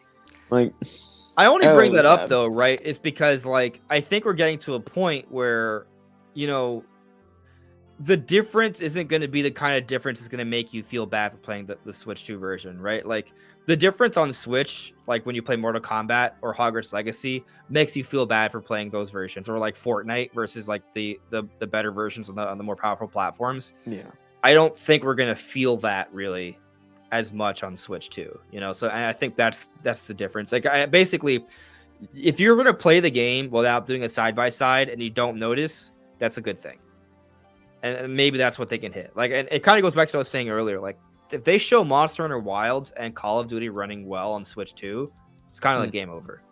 Like, those are two huge kind of audiences to hit. Yeah. And I do expect Call of Duty to run extremely well on the system. 60 I was running. It's got to be Black Ops 60 6. FPS. If they do 30 FPS, it's going to be a big FPS. talking point. I was playing Black Ops 6, the beta, on a 1060 3GB, which should be far less capable than what the Switch is going to be. Yeah. And it was running great, 60 FPS.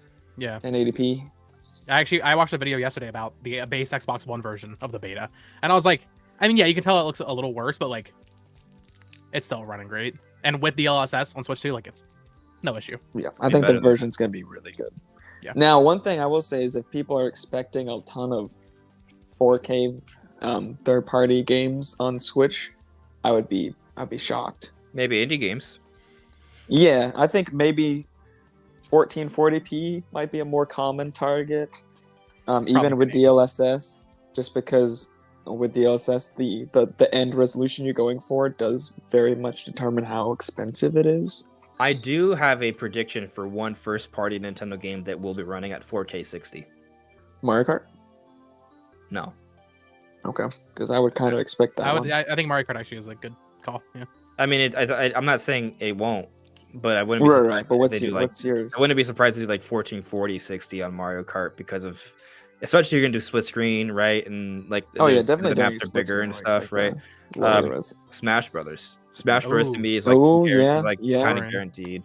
They love to maximize, like they did on Wii U, they did it on Switch. They're gonna max. I mean, I guess Mario Kart Deluxe did maximize, but It there was wasn't. a Wii U game initially. So Yeah, so that's why I'm not like that was 720p. you know. Yeah, and You also think the inevitable re-release of Breath of the Wild will be 4K 60? Probably. yeah, Yeah. yeah. If That's they gonna be do nice. that. I would imagine any Yeah. like games from the Switch that Any are ported over could remasters, yeah. probably hit 4K for the most part. I hope that they do 60 FPS for the next modern Zelda. I don't need 4K. You could do 1440p or whatever. But 60 FPS I think would be a nice know. new standard for Zelda. I think if they go like even harder on the physics and stuff, that they may still be 30 FPS. Yeah. If they're CPU doing 4K limitations, 60 you know? Breath of the Wild, I feel like you're creating a standard, but you know, we'll see. Just looking at the chat here, I'll get a couple more. Ronnie Fazio. So, has playing Astrobot made you feel like playing some of the games that are featured in the game? It is interesting, right? Because I'm not like a huge PlayStation fan. Like, I don't identify as many. So, I mean, actually, I've pretty much recognized almost all of them, right?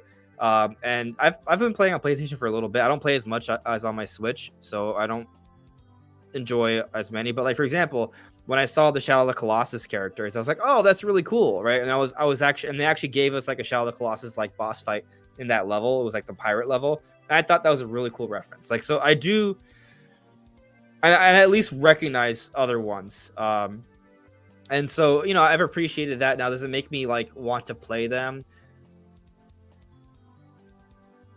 I don't know. Like, the thing is for me, like, if I haven't played it yet, it's because I just haven't played it yet. Although I do feel like trying out Ape Escape. I'll say that.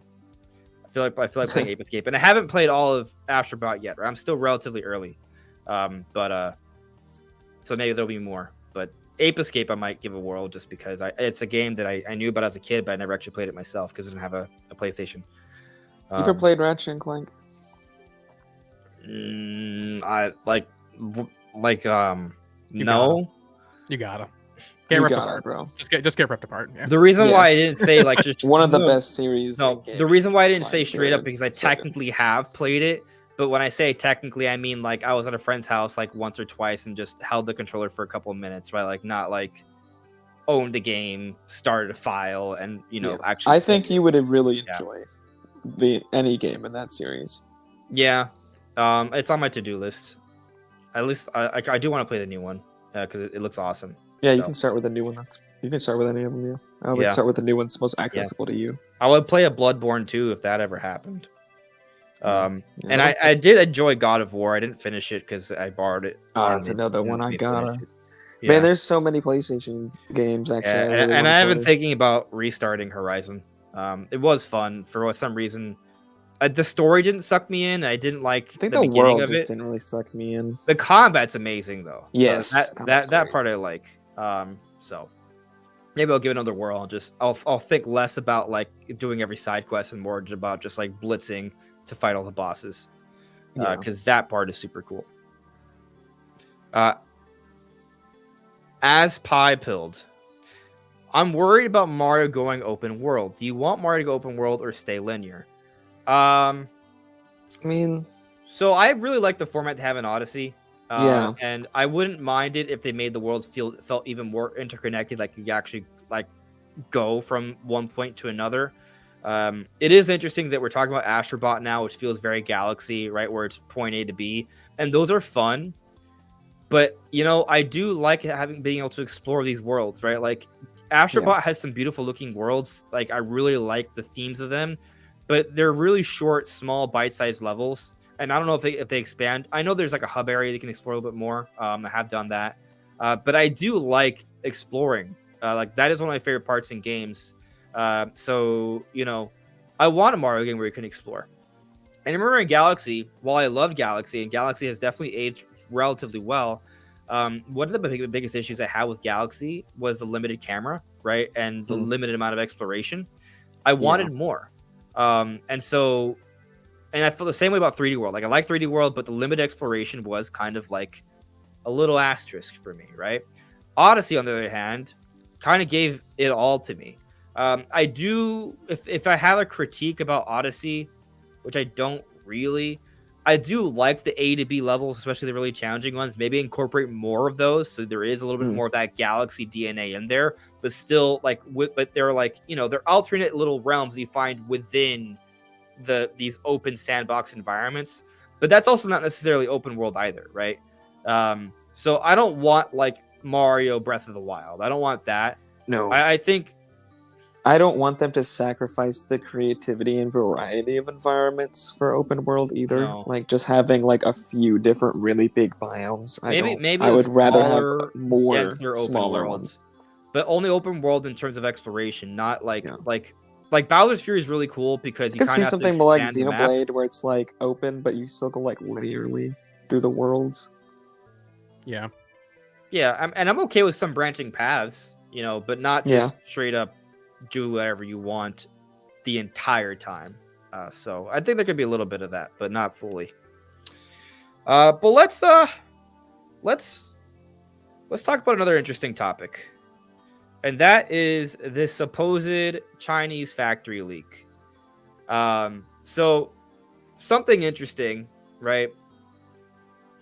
Like this one, I didn't want to like be as confident about it because like we talk about rumors and leaks, right? Like we do that, right? And so technically everything is, you can call it a leak, you can call it a rumor. They're a little interchangeable. There are some differences. But in general, I feel like when you call something a rumor, there's less belief behind it than a leak. And I guess for me, the difference is that like with this, a lot of it's kind of hearsay, where like we're literally just believing what people are saying, which you could argue, hey, you're just believing what people are saying when you talk about like Nate the Hater or like Nash Weedle or Ryan from the Bronx. But at least with those, there's a trackable history, right? You can go and look at their history of posts. You can see the level of credibility, right? In the case of this Chinese leak, it was all deleted. So I don't have any like visible evidence. I have to just kind of trust what people are saying on family boards or like gaming, or Reddit, right? So that's kind of like a little bit of the concern for me in terms of like trusting this as much as the other things. They're like, even with that said, like assuming we trust everything that we've been told, like by I guess like third-hand information, right? Is that it's if we trust it, supposedly they provided some information that verified their identity at this facility, where they were doing assembly for Switch 2. Even if they work there, that doesn't guarantee that they're working on Switch 2.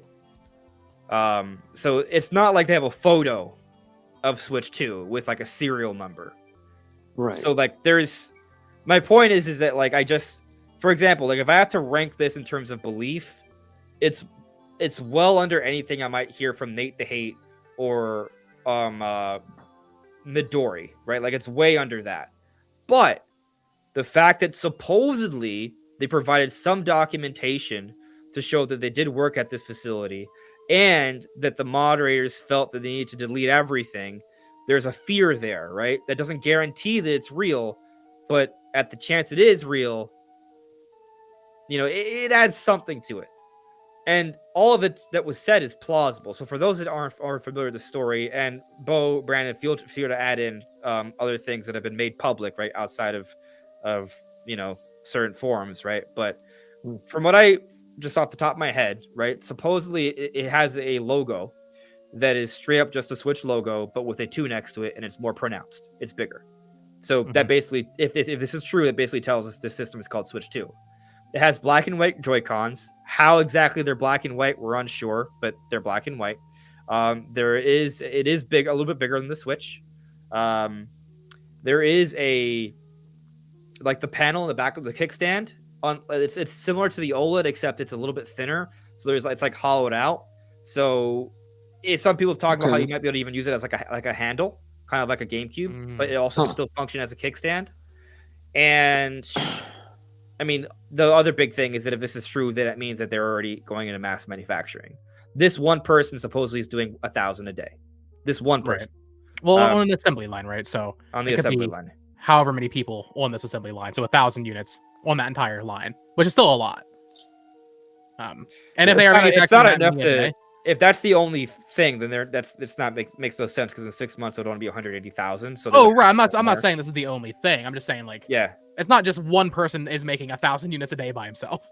Right. He's not building. That's obviously not right. He's not building it from scratch. Like it's on an assembly line. He's probably soldering some chip or something. I don't know exactly how it works, but right. If 1,000 units are being manufactured a day, even just if that is it right now, that indicates an announcement is imminent because that's a lot of units being manufactured that are just going to be going into warehouses and all that to be sitting until this thing releases. So if that is true, and I want this to be true, although I don't fully believe it because like you were talking about, there's not necessarily enough to really read into of like, okay, this is like really like obviously real. I'm assuming there's several assembly lines where it's right. So they are going to be on pace to make several million, but within 6 months. Right. I hope this is real. I hope this entire Chinese leak is real because that would indicate an announcement tomorrow. Frankly. Yeah. Right. Yeah, pretty much. But is there anything I missed in terms of the things we can talk about? I guess I don't think so. Pretty sure that was basically everything. Yeah. I will say I like the idea if they're going for like black and white Joy. Like, granted, you can change the Joy-Cons, right? So like there could be different colored Joy-Cons, but if there's like a black and white look, and then they still go with like the color, like buttons, that could like look really good. That could look nice, yeah. Yeah, that would be pretty cool. And then if the screen is 8 inches, it's bigger. There's like one other thing. I think they mentioned reduced bezel. So, like bigger and reduced bezel. So right, gonna be quite a bigger screen. Yeah, the 8-inch screen is what we've heard about. So makes sense. Between the bigger screen, colored buttons, the giant prominent Switch 2 logo, like that would probably help it look different. And then also the Joy-Cons probably will have a little bit of a different shape. Right, well, they'll be a little bit bigger, right? So they'll be bigger. I'm hoping that this was not part of it, so it kind of has me scared if this is real. They didn't mention like any sort of like grip or like ergonomics on the back of them. I would love if there's just like something to hold on to on the back. I hate how flat they are. Yeah, I don't like that either. It's tricky because I think they want to keep it like somewhat streamlined, but the Joy-Cons already stick out on one end because of the shoulder buttons, so like you have some leeway there. They can give a little bit of a bump, Yeah, I agree. And they might even be rethinking how the dock works as well with that in mind. That's a whole other consideration. But yeah, I mean, what's our belief? Like, I guess it's one of those things where like we want it to be real, and I guess we're just kind of waiting for. It hasn't been debunked, right? So that's right. I guess the point. Like, I guess what we want is a little bit more evidence to believe it. Yeah, I mean, it all makes sense. Like, I would not be shocked if they were starting production soon. I mean, especially if they're planning on announcing it, in 2 days. So, it would make sense. Like, start that right as they announce, like right in that same time frame, like when you're announcing it. That way, you're not getting it leaked out. Although it is interesting to start it right before instead of like right after or something. Like you announce it, because then there's still a potential 1 and 2 days where it could leak. I mean, there is this potential leak. Mm-hmm. But I mean, there isn't any even fake like photo leaks or anything going around. So even if they did start, I guess they've gone ahead of that. But I would hope it would be true, so that they can get units started now, and we don't have too much of a stock issue. Although inevitably, no matter how many units they make, there is going to gonna it's be going to sold sell out. Yeah, like at it is launch, going to for sell. sure. Yeah. So I'm not too worried if they're not starting it right now, but I would expect them to be starting it, right around now. So it all makes sense. I mean, we've been talking about them probably starting production in September, I think, for a while at Yeah. this point. So maybe it's confirmation August or bias. Like September, yeah. everything in this Chinese leak just sounds like what we were expecting. So maybe that's why I want to believe it also, because it's just like, okay, well, we called it. I But don't know if I was prepared for the giant Switch 2 logo. sure. They really want you to know it's the second Switch. Yeah. Yeah. Maybe giant's an exaggeration, right? There's a Said it's little bit larger, of yeah. yeah. So I mean, I yeah, want to know what the iconic sound is going to be, because we have the click for the Switch. Are we going to get 2 clicks? Is it going to click, click, it's gonna click, be clack? Click clack. the Switch. Yeah, that's the name. If I think we're all in agreement the magnetic Joy-Con thing. It's probably real, right? Do you think That's pretty reliable information. Right, exactly. Do Yeah. you think the logo will be the Joy-Con coming in from the left and right and slapping in? Probably. I feel like that would be a good way to differentiate the logo a little Maybe bit. like a smack almost. Like a Yeah.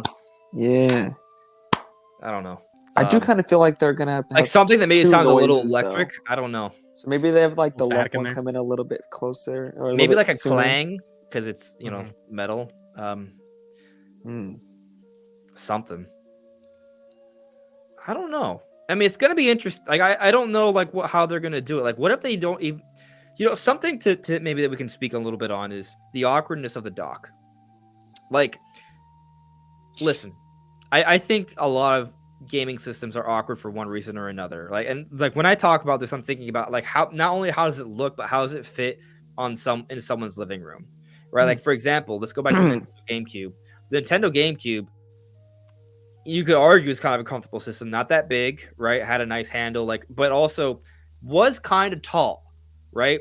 And would not fit inside the the unit for the like the big sort of like thing you have in your living room where that holds a TV. Like some of them have like these skinny gaps to put like DVD players and stuff like that. GameCube wouldn't fit into all those slots, like that was kind of awkward, right? I mean, for me right now, even with my GameCube, I have it set up right now. With the Game Boy Player one, I have to pull it out to open the disc drive. Because when you open the disc drive, it gets even taller. So yeah, right. That's a whole other point right there, right? But then you look at something like the PS5, it's just huge and it has all these weird shapes. Like it looks cool, but it's definitely not like it's awkward, right? Yeah. And so you look at the Switch, it also has that issue of the verticality, right? Because you can't put it inside a little shelf. Because if you do, you have to like lift it, you have to tilt the dock and pull out your Switch. It's not slap it on there. Like it suits itself to not be inside a shelf, right? Yeah. And so I have a hard time imagining how they do that for just a Switch for what it is, right? I think it is neat to just put it on there, but it does kind of limit you in terms of the awkwardness for certain like living room situations. I mean, if there's not like let's say there's like an open design or something where you can see the screen, even if it's not doing anything, if there's no information being displayed, if there's no front like plastic bit, that would make it a lot easier to put it in without pulling it out and then kind of angling it. Like I was thinking maybe you're kind of getting to I was steering the conversation in a direction and you kind of hit the nail on the head. Like I have been kind of thinking like what if it is like maybe the dock is almost like a triangle. Right, and so you can just put the Switch on like it's triangular, so you could just plop it from above. We could also plop it forward, and that does afford it a little bit less awkwardness for different setups.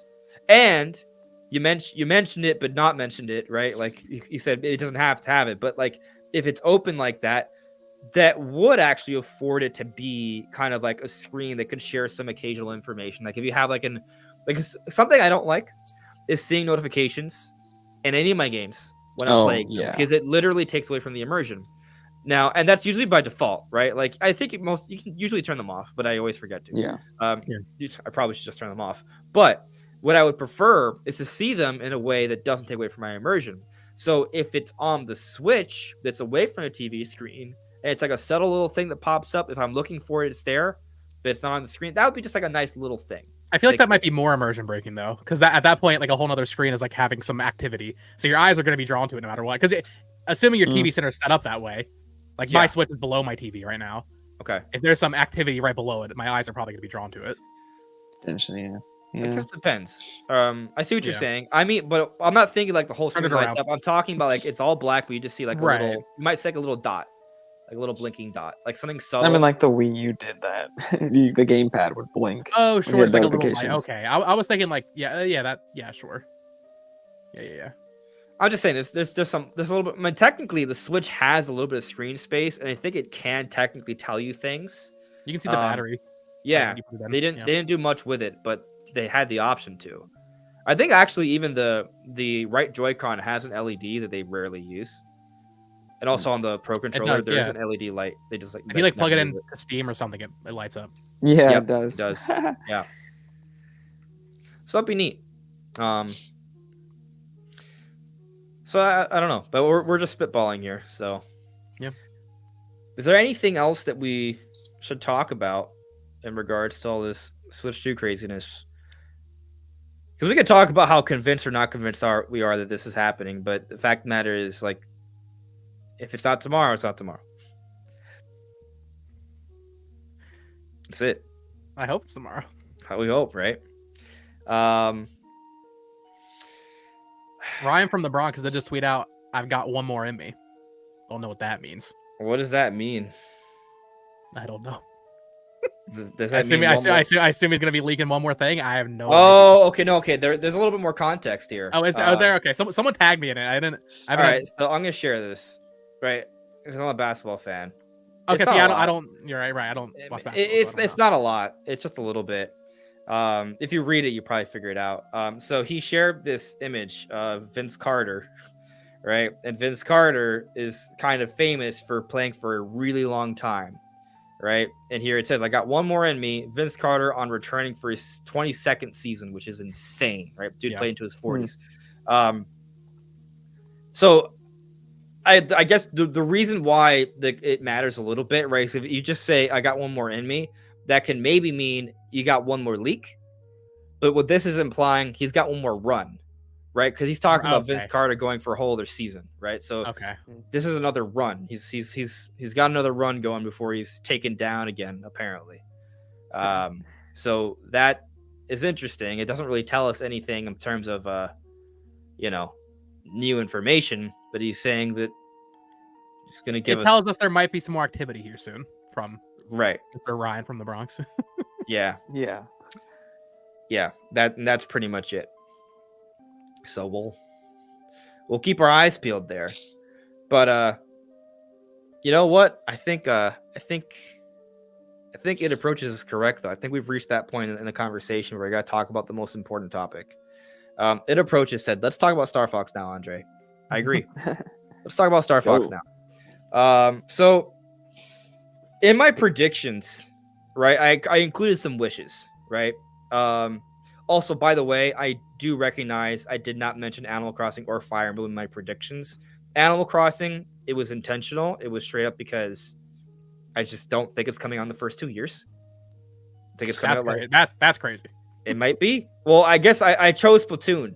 That, like, I could see, like, I think Animal Crossing is close. Like, I don't think it's like. I think you can get both out in the first 2 years, honestly. I think maybe you're right. I'm open to being wrong on that. It's not even like a hard prediction. It's just not a focus. That's it. Like, I could easily change my mind. The moment some evidence shows up, all right, it's coming. Like, Andres, you put your word out there. It's law now. If you change your mind, they're gonna get you. What you mean? So we're gonna take the pitchforks and they're gonna get you. You can't. So I'm not allowed to adjust my beliefs based off more evidence presenting itself. No, that's crazy. Not allowed. All right. Well, I guess that's unscientific. All right, whatever. I guess I'll die in that ship. But I didn't mention Fire Emblem because I just forgot. But I also think that's a Switch 1 game that might have some improvements, but that's a big maybe. Anyway, the reason I brought my predictions for the main reason is because in my wishes section, I mentioned a next generation Star Fox. And these wishes to me aren't like big stretches, right? It's like, I think we're getting a next gen Star Fox on Switch 2. I'll bet money on that. I'll bet a lot of money on that. I'll probably have 8 years of Switch 2 support. So I feel like my Yes. chances are high. I don't think Nintendo goes 16 years without. We got a Endless new Ocean and Star another Fox. code. We're getting a Star Fox game. I Yeah, think there's a so better do we. chance of another Star Fox than another Endless Ocean. So Oh yeah, definitely. yeah, I think it's happening, right? And I suggested a possibility, and to me, this kind of makes some sense. So on the Wii, there is an exclusive Ubisoft game, timed exclusive, Red Steel. On the Wii U, there is a timed exclusive Ubisoft game. What's it called? Zombie U, right? They changed it to Zombie after they ported it over, but This is a zombie on PS4. and then there was a timed Ubisoft exclusive on Switch, which was Mario plus Rabbids. Well, it's not even timed; it's just Yeah, exclusive. it just isn't exclusive. It's just Yeah. exclusive, right? So there's a little bit of a history here. We got 3 generations in a row where Ubisoft has had something. Now, I think Ubisoft is going to have their own AAA games just coming on, like Assassin's Creed and stuff like that. But I also think that there is a solid chance that they are probably putting together another timed exclusive, because it actually worked out really well in the case of Mario Rabbids. That was their most successful one. And I actually would use that as an argument that maybe building something using a Nintendo IP is probably the best way to go about having a very successful series when you're developing a Nintendo exclusive, right? They might have picked something up from that, right? I mean, they made Sparks of Hope, so like they saw some potential there. And obviously that's Mario. Mario's a huge selling brand. But you know what? Given the success of Starlink, the Star Fox content, and they're leading to the best-selling version, and the success of Mario Rabbids and the history of Ubisoft working with Nintendo, I would not be entirely shocked. Again, not a prediction, a wish, but a wish that I think is somewhat plausible, that Nintendo developers and Ubisoft will put together a collective, collaborative effort. So not just one, both together to make a next generation Star Fox that is somewhat based off the build of Starlink on Switch 2. I think it's totally possible. Yeah. I was Seems looking. reasonable. So Starlink was made by Ubisoft Toronto. I'm not too familiar with all. I know Ubisoft is a little bit harder to track because it's just Ubisoft and then locations, and there's like dozens of studios for Ubisoft. Yeah. It looks like that's one of their bigger teams, though. They have 600 employees there. Recently, they worked on X Defiant, Star Wars Outlaws, Sands of Time. It looks like they actually do a lot of support work. So I mean, it's possible they've been working on this for a while, honestly. With 600 employees, I might cook. I think you might be cooking. However, I will say be. you said the words like due to the success of Starlink on Switch, and you're right. It is the best-selling version. It's still not great. Game still bombed horribly. let's not Yeah. get it mixed up here. So I wonder if they would look at that and think, well, maybe we shouldn't pursue Star Fox. Or it could go either way, really. I guess they could think that they should repurpose that engine and Right. make something. that's turn totally it into possible as something. well. The only reason that game got any attention at all was the Was because fact of that there was Star Star Fox, Fox in it. Yeah. 100%. But it wasn't like it was good Star Fox content because we like the Star Fox music and Star Fox is cool, but it wasn't proper Star Fox gameplay, No. right? And it wasn't really a lot of in-depth Star Fox content. It was surface level. If it was in-depth Star Fox content and there was, well, I mean, on the Star Fox gameplay part, there's a lot of things about Starlink that do share a lot of similar ideas to the history of Star Fox. Like you look at Star Fox 2, it's like an ongoing battle, right? That you're kind of manipulating throughout the campaign. And that's a lot of what Starlink is. There are ongoing battles on the planets and within the space, and you are having a direct impact on the forces of, let's just say, good and evil, because I don't remember the actual terms, but there is like a literal battle war going on between forces, and you are tilting the scales in one direction or another. So there is a similarity to Starlink versus to Star Fox 2 in that regard. And there were moments that felt very Star Foxy when you go inside the ships, you blast up the core. There are those on rails flying moments, essentially. Like there are similarities. Like we've seen that in Star Fox Zero, we've seen that in Star Fox Assault in 64. So there are elements to it, right? But then all the planet gameplay doesn't really feel like Star Fox at all. And it's cool to like fly throughout the solar system and then seamlessly go into a planet, and to be able to pull that off well on Switch was a really cool effect. But I think, like, which is usually the issue with a lot of Ubisoft games, they kind of feel like surface level. There's not a lot of depth to them. Yeah. And that's in my ideal vision of this, right? This is also why I mentioned like Nintendo would be collaborating on this, right? They would make sure that there's that Star Fox magic, that Star Fox quality to it, that more in-depth kind of content. Maybe they don't as big of a world. It's more dense, right? It's not like that as many planets, as many bigger planets, but there are planets, there are cities, there are environments, and there are things going on. They're like, oh, so that's like, this would probably still be the biggest Star Fox game ever made, but it would definitely be smaller than Starlink, but also it would be more fine-tuned and polished. And I think it'd be pretty special. And they could still fit it online, you know, that you just you just repurpose the areas for online. You don't even have to create new stuff, just situate it. I still remember coping in like late 2015, like, oh, Star Fox Zero is gonna have a surprise multiplayer mode. Oh god, gosh! I was so hopeful. Yeah, I haven't played Starlink. How long is like the Star Fox stuff? Like how much content is there? I didn't even finish it to tell you. I barely I had to played get too much of it. I have the game. I got it like for $20. Like it's probably even cheaper now. Like I think I got it at a $5 below. Dude, yeah, like I got it for $5. Oh, so you have it? You just haven't played it? Yeah, I have it. I just haven't played it. Yeah. The thing is, I think they added more content. They have the racing mode. Yeah. Remember? So it wasn't enough to get me to kind of go through it. Yeah, right? But so I can't even tell you how much there is, but it's not a lot. Yeah. That's no, I don't think it's that much. It's minimal. But I'll play that little bit repeatedly. Like I'll continue to turn on the R-Wing and hear that Star Fox music as opposed to the regular gameplay.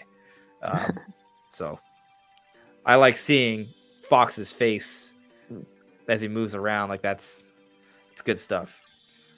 But anyway, yeah, I think I'm on this. This is the Star Fox train I'm taking. Like it's another interesting consideration here is that like I forget who it was. It might have been Chris String.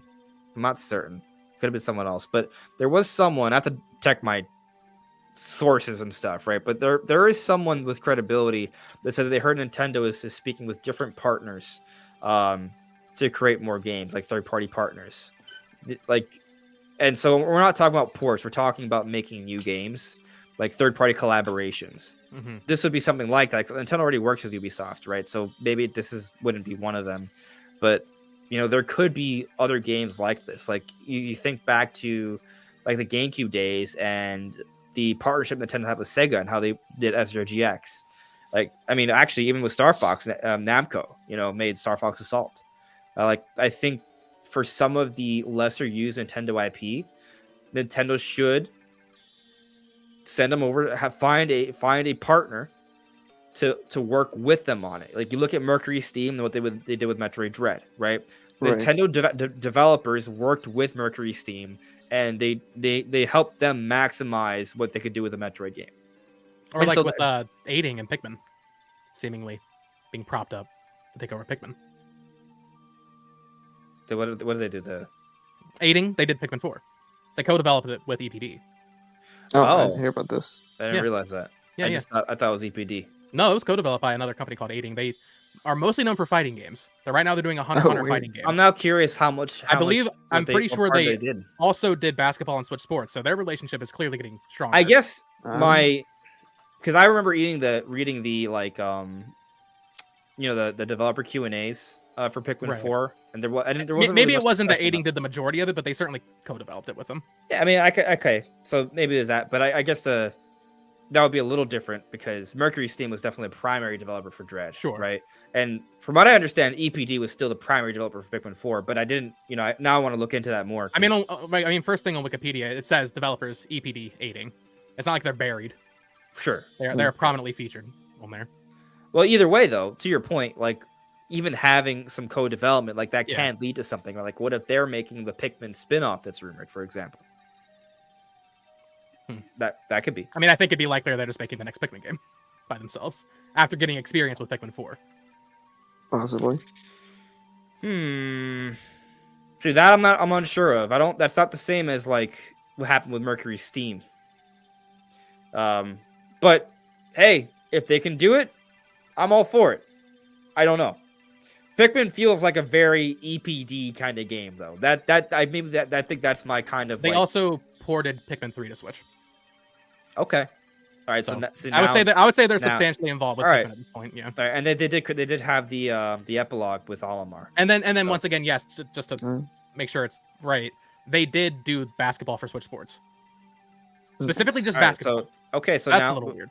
Well, That is that kinda that weird. one's interesting because Right. what it suggests is that the team behind Switch Sports is working on something else, which we presume is a Switch Sports sequel. Right. Um, But okay, so now the but more you talk about it now, to like your that greater that point, that that seems pretty good. Nintendo just getting involved with more other partners to branch Yes. out and maybe do some, I don't want to say lesser IP, but games that don't sell quite as well, like a Pikmin, like a Star Fox, like a Kid Icarus, maybe F-Zero. I think we're going to continue seeing more and more of that over the I next feel like these are Astrobot year. level games, if that makes any sense. Right? Like Yeah.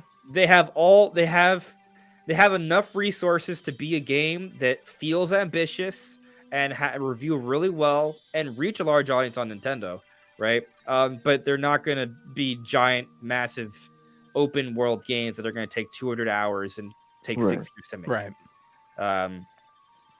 That kind of goes a little bit against my Star Fox idea, but I'm talking about a denser world, right? So I'm talking about something a little more concise.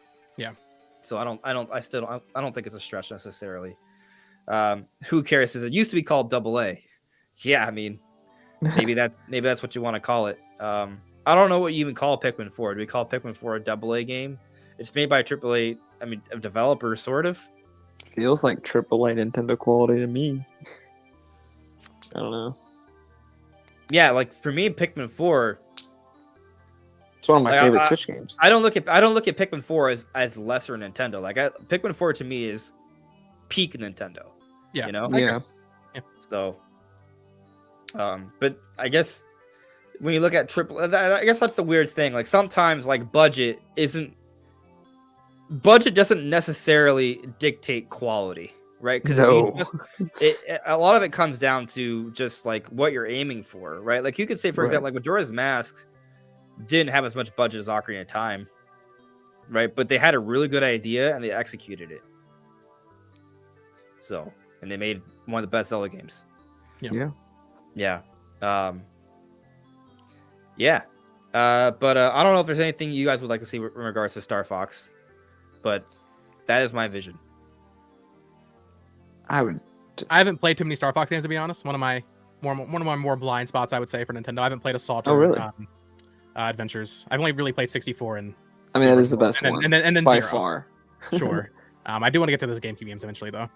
I feel like They're pretty good. I enjoy 64. It's not. I don't think it's one of the best N64 games. I will say that. I How know. dare you? I know. I feel like I don't know. Based on what I've seen of Adventures and Assault, I feel like I'll like those just because I feel like, based on what I've seen, I feel like they get more into like Adventures the world, the world of Star Mm. Fox and the characters and stuff, and I think I'll enjoy that. a You little probably bit. like Adventures will. a lot then. Yeah, I Yeah. think so. Assault's pretty much. It's very Fourth similar to 64, but with less creativity, and it has these annoying on-foot segments that are really boring. Yeah. It's just kind of a worse Star Fox 64, to be honest, with better graphics. I don't like what he's saying. I don't like what he's saying. Yeah. I like Star Fox Assault. I like it. I just don't like it as much as 64. I don't think any Star Fox games. Okay, so I played Star Fox Assault as a kid, right?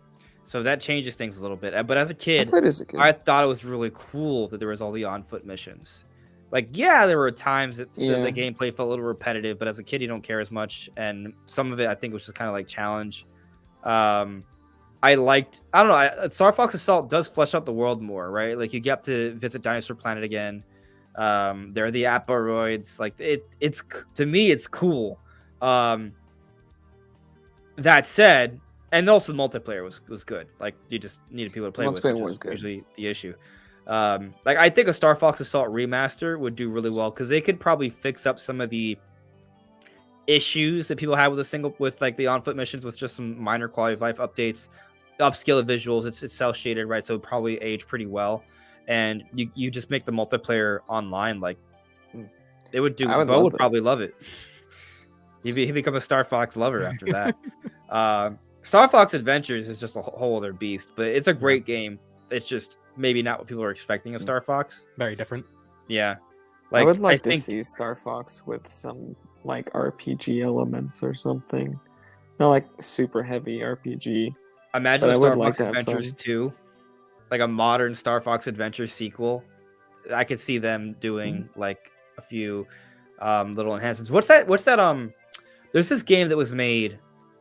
I didn't play it. but I kind of wanted to. It was made by some ex-Retro Studios developers. Recore? Am I remember it correctly? Oh, I heard Oh about that yeah, it was game. a It came on PC the and a Xbox 3D game, I One. think. Yeah, I heard it wasn't that good. It looked cool. I've heard it This was is the game. decent, but not Yeah. amazing. Like it has like a 60 on Metacritic or something like that. Mm. Not the best, but it did No. look interesting when they announced it. I was gonna Yeah, suggest it did. Nintendo hire these devs to make Star Fox Adventures 2. I feel like they could do Maybe it. not. Hey man, Mercury I don't know. Steam games weren't rated that high until Nintendo started working with them. That is true. That is true. That's true. So that's my one of my biggest points here, right? Like when we mention some of these developers, if you're like, oh, I don't know, their games aren't that good, they're not Nintendo quality. You give them the Nintendo guidance, things change. So I think that's kind of like the most exciting point about talking about these different developers. Like there are developers that have a lot of talent, but you work with Nintendo, they can really help to maximize that talent. They've done it before, so that's kind of my thing with that. I mean, and Bo, I didn't even realize what the aiding thing like now. Like if they're relying on them to do these different projects, like maybe they are building up, getting stronger. Everyone's training, right? They're leveling up. They're gonna reach Super Saiyan status soon, Right. and make Pikmin 5 the GOAT. Yeah, they're a little weird because they do so many anime fighting games. Like they did all the Naruto GameCube games and all that. So Bro. I don't know if they'll move on from that entirely. So I don't know if they would ever fully take over on Pikmin or something like that. But the relationship is definitely growing there. What if they make a Pikmin fighting game? Let's go. That's a Spin-off. spin-off. Yeah, Yes, sir. that would be 3v3 tag fighter game. That's what everybody's been asking for. I mean, like, might be kind of amazing. So, yeah. Anyway, let's close out with some chat here, and then we'll call it a night. So, all right, I see a couple super chats here. First one from Paul Gale, who was earlier. Thank you for the super chat, Paul.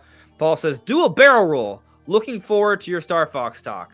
Yeah, dude. There's gonna be a Star Fox video. It's coming, I promise. Once all the Switch 2 stuff dies down, which may never die down, but Hopefully it never dies down. Right, but you want to be Yeah. crazy though, right? Is that because of all the Switch 2 stuff now, the Star Fox video I would have made becomes bigger because we actually get some Star Fox like evidence or even gameplay, in the Switch 2. Like, how crazy would it be if one of the like launch titles or launch window games is a new Star That'd be Fox crazy. game? That'd be awesome. That'd be so insane. I'd be all over it. Boom Mini with a super chat. Thank you for a super chat. How much of an outrage will there be if Nintendo doesn't do an Ocarina of Time remake? No, I From don't think there'll be anybody an but the outrage. hardest core Zelda fans, absolutely none. Yeah. But for me, I'd be mad. I mean, the I'd fact of grab the my matter is- pitchfork and my sign. I'd go up to Nintendo and I'd be like, "Hey, What are you where is doing?" it? Where's the game?" So there's a difference, right? Like, and it's one of the reasons why I like to clarify that when we talk about this Ocarina of Time stuff, it's a theory. It's a theory I believe in, right? It's not. Yeah, there are rumors, but they're not strong rumors. The theory is where I think it really is at, and so because of that, there is no promises by anyone that this is happening, right? So I don't see there shouldn't be outrage, I guess, right? It's not like Wind Waker or Twilight Princess where insiders have been saying, "Oh, this is happening" for years, and it never happens. Like, that's different.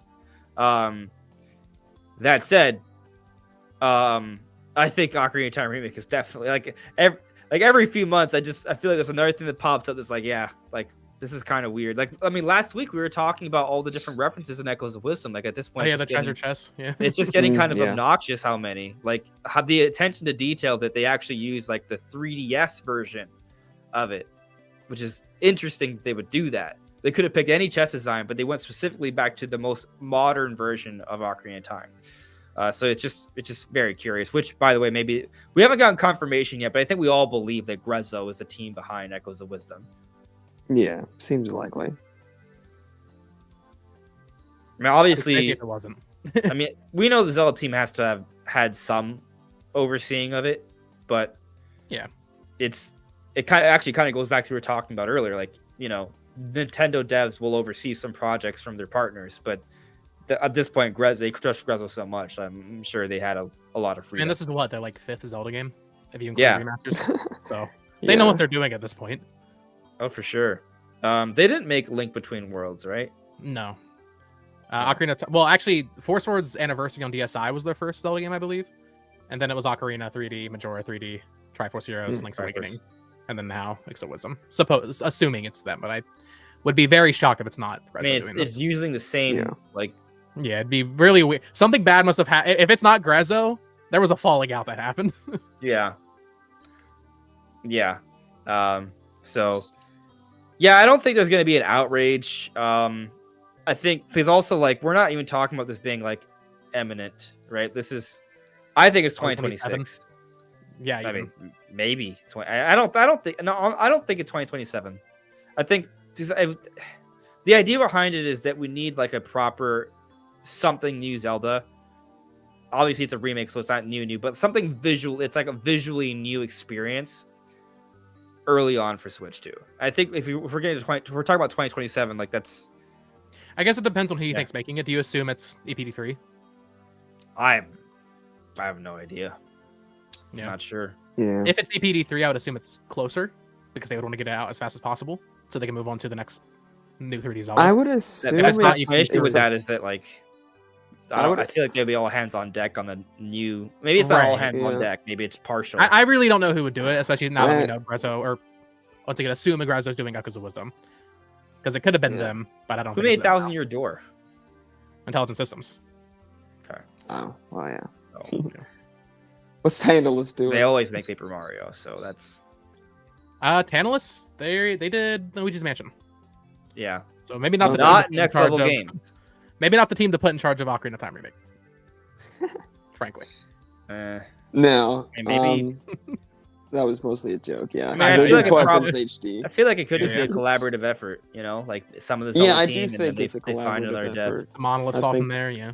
I don't Yeah. think they're gonna want to take the time because I think it will be quite different because I don't think it's going to be just like Metroid Prime remaster situation where its gameplay is the same but the visuals are all overhauled. I think it will be like I think the gameplay will be mostly the same, but like the way things are laid out and like the size and the environments and things like that will be very different. But I don't think the entire Zelda team is going to want to be hands-on on that project. I don't think they need to be. Yeah. I don't think it would be that much different. I think the story, they'll all be the exact same, pretty much how that goes down. So there will be changes, but not like so vast that it needs to be the sole thing the Zelda team is working on. Here's a crazy idea. You're ready for the mind-blowing team that's behind Ocarina of Time remake? Iron Galaxy. Oh. I mean, if they're using the kind of tech that was in Prime Remastered, that would be pretty crazy. It would look good. Yeah. But also, Iron Galaxy is not the sole developer responsible for Prime Remastered. Retro Studios, we assume, is the one that made the initial build that is so special, right? Yeah. But that doesn't mean Iron Galaxy didn't, pick up some things. So I there's feel so like many if Iron devs out there. Galaxies could be working on Metroid Prime 2 and 3 remastered, to be fair. Because we haven't seen either of those announced. And they What else have they could have done? been announced pretty easy. Oh, Wait, no. what'd you they say? done- I was saying, like, what else has Iron Galaxy done? Looks like I okay, don't they know. do a lot of porting. They did Last of Us on PC. That was rough. Oh. I did, because I did hear about them doing a PC project. That must have been when I heard their name. They also again. did Uncharted Legacy of Thieves, but before, in between there was Metroid Prime They 4 did the Spyro remake. for Windows. Oh, They did the that's- with the they Windows did the ports. Yeah, port. that Oh, that okay. was Vicarious Visions, I believe, right? Or I no, that think was so. Spyro was Toys for Bob.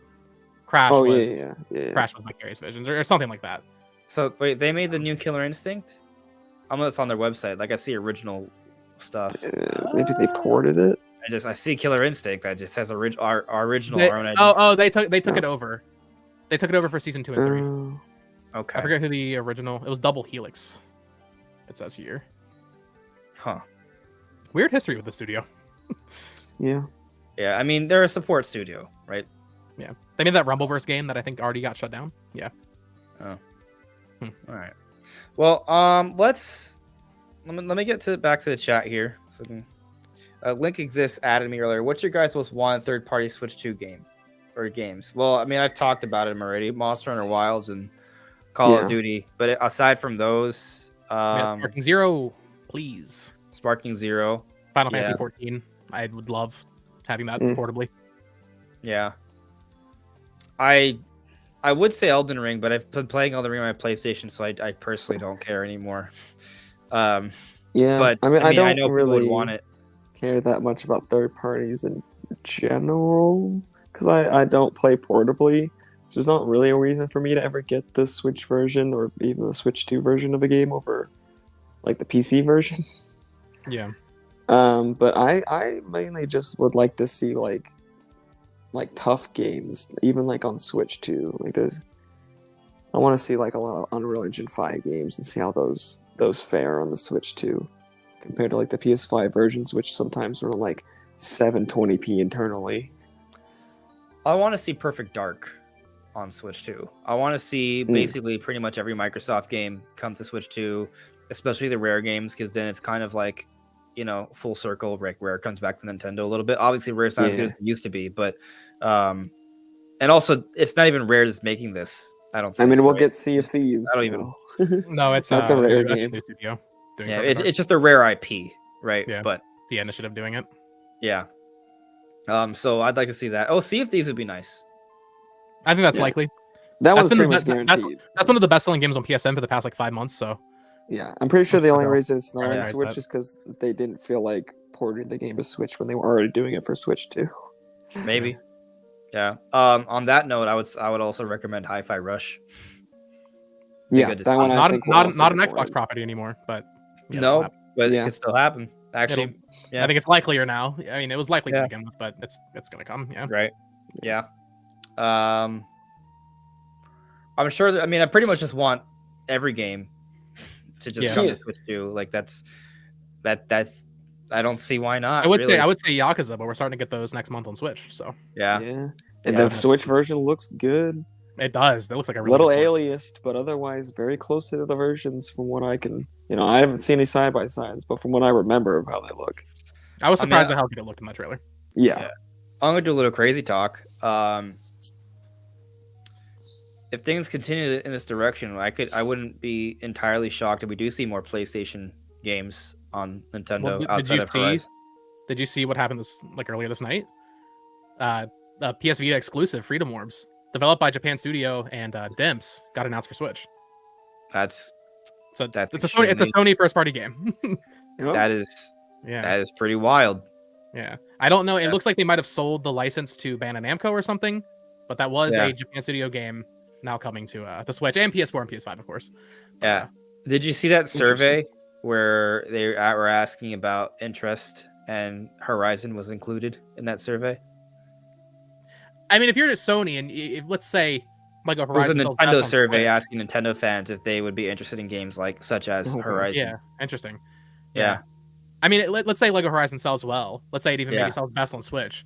If you're Sony, how can you look at that and not think, well, we're not really selling that many copies of the first Horizon anymore. Why not just test it Yeah. out, see how that does on Switch? Yeah. Like Then I from don't. there maybe grow, but Yeah. I mean, if they're willing to do it on PC already, right. I guess the concern is like, do they not want to give Nintendo that leg room because they might feel like they might lose more market share? I think the gap would have to be much larger than it is compared to like PC, whereas they've been porting things to PC usually with like, lately about like 2 year gap, 2 to 3 years. So Horizon, I imagine it's going to be like since we're gonna get 2017. we're gonna get like PS4 the games. first I'm not sure about Horizon. PS5 stuff. Yeah. Maybe God of War 2018, maybe like Uncharted Yeah. trilogy. PS3 Oh games. yeah, that'd be definitely. nice. That'd be cool. I think that would fit. Like I've seen some people Ratchet say, and like, Clank, oh, what if dude, we the old Ratchet and Clank games? get all the brother. ratchets on there, Dude. I've seen some people talking about like Astrobot on PS or on Switch too. I don't know if that even makes It would sense. sell. It would do- if they want it would probably sell better. Yeah. but that game is so rooted in like PlayStation history. It becomes Yeah. weird. The controller, Also, like it's it would take. Oh yeah, the Yeah, controller stuff controller, too. yeah. Yeah. I don't think that's one that's gonna happen. But Ratchet, that's a good call. Dude, The old Jack please. games. please. I haven't Yeah. played Jack and Daxter. I've heard they're really good.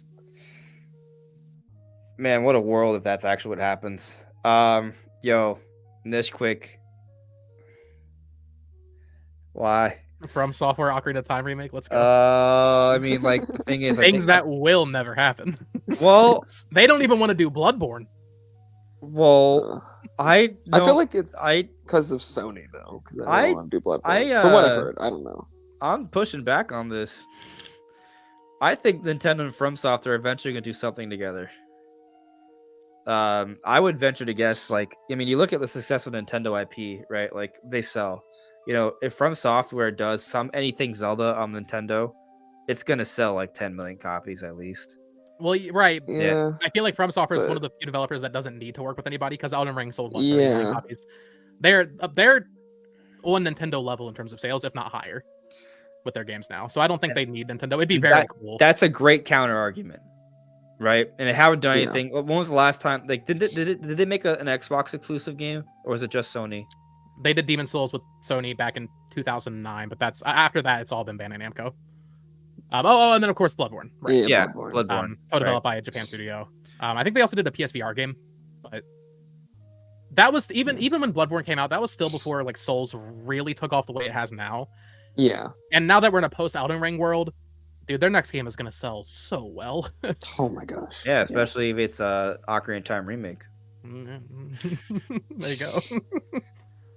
I don't know, man. I don't know if I want them to do Ocarina of Time remake. It's gonna be like 45 FPS with random stutters for no reason.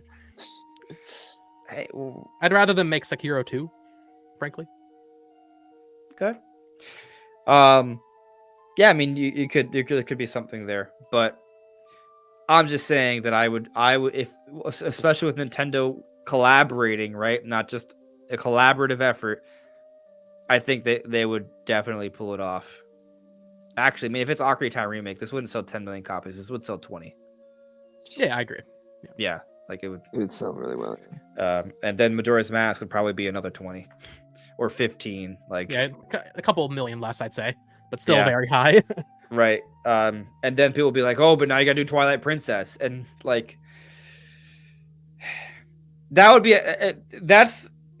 You mentioned the 20 million for Elden Ring, and I think you make a really good point. Like, maybe From Software feels like they're at a point where they don't need, like, the question. I guess the question is, why did they even do like Bloodborne to begin with, right? Well, that's when Dark Souls wasn't as big. Sure. Yeah. And That's I now think that they are. I think you can attribute a lot of the success of modern From Software to Bloodborne and how much that Mm. game took off. But I mean, that might also be part of the reason they haven't worked with Sony since, is because they realize they don't need to do Yeah. that now. Might be worth digging into some interviews on this. See Yeah. how they feel about it. Because I mean, it kind of goes both ways. Like, to your point, like, they probably don't need it, but also what happens if they do what we're kind of theorizing, right? Where they do this trilogy of remakes for the next 10 years on Nintendo. They all sell like 15 to 25 million copies, right? They're insane. And after that, like, they're going to build up such a huge audience from, like, the way they built you could argue that Bloodborne may have helped them to reach a wider audience. Like, what if that helps them reach an even larger audience? You know what I mean? And then you just have a bunch of From Software. And then the thing is, From Software games will probably just be on Nintendo systems moving forward. Yeah, I mean, I think I'm still surprised we never got Dark Souls 2 and 3, honestly, on Switch. I don't Yeah. know. I was one of the Dark Souls purchasers, so I'm assuming I assume it sold okay. I don't know if it sold extremely well, but Yeah, I don't think it was like the best selling version or anything, but I think I'm pretty sure we know it sold over 1 million on Switch. Hmm. I believe, which is Pretty pretty good. good. I mean, the game was For- pretty old at the time. Even. Yeah, it was also, if you remember, it was delayed. The Switch version, it was announced in a direct, but then the Switch version came out later than the PS4 version and Xbox One versions, which was really stupid. Yeah, and it didn't have all the same like Mhm. graphical features and upgrades. I freaked out because I saw someone in the chat said Nintendo just dropped a video about a direct. Jack Thompson Oof. Nintendo just dropped a new video on direct. To check my notifications. Being trolled, good sir. Probably. Jesus. Can you imagine? You just go to Nintendo's YouTube channel, it says Nintendo Switch. Well, I successor mean, they dropped the. We just the had to MSO extend the update. podcast another 2 hours. Yeah, That's gonna be us tomorrow, though. yeah. Waking up at 6 a.m. Dude, My I Souls woke- 2 reveal trailer. Gonna be nice. I woke up today and some reason I thought that the 19th was Wednesday, not Thursday. And I was like, oh, they'll probably announce it today. And I checked my phone. I was like, there's nothing. I'm like, oh, wait. Tomorrow. Ah, yes. There's still hope. Still hope he is. Connor asks us, before you guys end the stream, what games are you guys excited to play next week? Epic Mickey Rebrushed or The Legends of Echoes of Wisdom? Echoes of Wisdom, I'm probably bro. not picking up Epic Mickey. That's pretty unlikely for me at this point. I don't Echoes have of the money Wisdom's right now. 100%. I will tell you, I am pretty interested in Plucky Squire. Yes. Yeah. Yes, Yeah. I do want to play that. Good reviews. But Yeah. yeah, I might get Epic Mickey when it's on sale. I'm not gonna pay 60 for that, I don't think. But I always wanted to play that on Wii. I didn't grow up with that game or anything, but I always thought it looked interesting. So if that goes down to like 20, I think I might check it out like in a year or two. But yeah, Zelda next week is definitely the main focus. Oh, yeah. No doubt. Yeah. 10,000 noodles. What's a Steam Deck? It's like a deck with Steam. Yeah. It's like a sauna. Yeah. Yeah. And I'll take one more question and then we'll call it. Scrolling through, trying to find a juicy one. Let's see. Let's see. If you guys see something interesting, feel free to point it out. I just want to pull up this comment in chat. Publish said, Funny Bo said good reviews for Plucky Squire. I was about to say blah reviews. Bro, it has an 84 on Metacritic. What are you talking about? That's pretty good. What are we doing here? Yeah. That's great reviews. There were some 7 out of 10s. I think IGN gave it a 7, but even that's still good. And then, there were some outlets that gave it a 10. So that's quite a range. I've heard nothing but good things about it. Quite a range, but 84 is a good. That's a good Metacritic score for an indie game, especially the team's first game as well. So, yeah, that's a comfortable score for me. Like to me, it's just it's like fully priced though, right? It's not cheap. I think it might be 40. Okay, if you have an indie game, that's pretty high. Yeah, if you have like the Super PS Plus tier, it's free on that. I'm sure you don't. I might. Maybe there's like a free trial you can snag or something. Okay. Yeah. I might do that. Yeah. I mean, it's an indie game, but it definitely has like the quality of like a full like normal production game. So I don't think 40 would be a bad asking price for it at all. I'm pretty sure it's 40. Let me see. 40 sounds right. 30. It's 30. Oh, even better. Actually, 30 is a very good price point. Yeah. Okay. That's the game this week. This is their week. I mean, I guess it was interesting because it's out this week, right? And then Echoes of Wisdom's out the week after. Like, it feels like there's a little bit of a crossover there. Sure, but sort of. Yeah, I feel like if I don't get Plucky Squire this week, I'm just not gonna. Well, the other thing is I'm playing Astrobot this week, so I don't know. I think the game just looks too creative and like unique for me to not ever pick it up. Yeah. Oh, this is a good question. Published here at the end says, good discussion topic. Does the price change how you review the game? I think it does.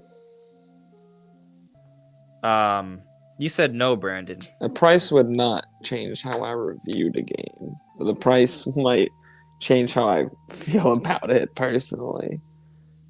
I think the problem is the price. The same thing. Right? Yeah. Like it might note it in the review, but it's people are gonna feel different about the price. Like everybody's gonna feel differently about it. I think price should be a factor. I don't think price is gonna completely derail a game or vice versa, but I think it should be a factor.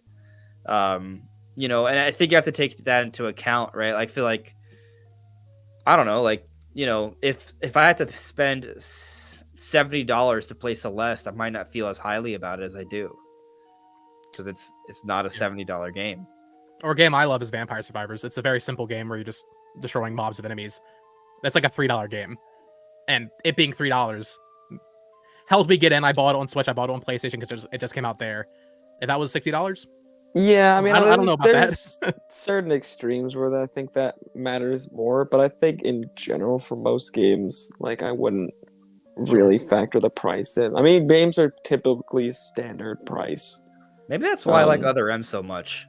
I bought Metroid Other M in a random bin in a Target for $7 go. at a random summer, and I was like, "This is a really good game," and I only got it for Yeah. $7. Well, that's Like, the thing is like, also like if I'm trying to give a review, I'm trying to give out like information that makes the most relevance for the most amount of people. I just feel like the price Well- is too different. I mean, like I would mention it if the price was like obscene or something. well, I mean, I Well, feel like someone made a from good that point in perspective, price matters more.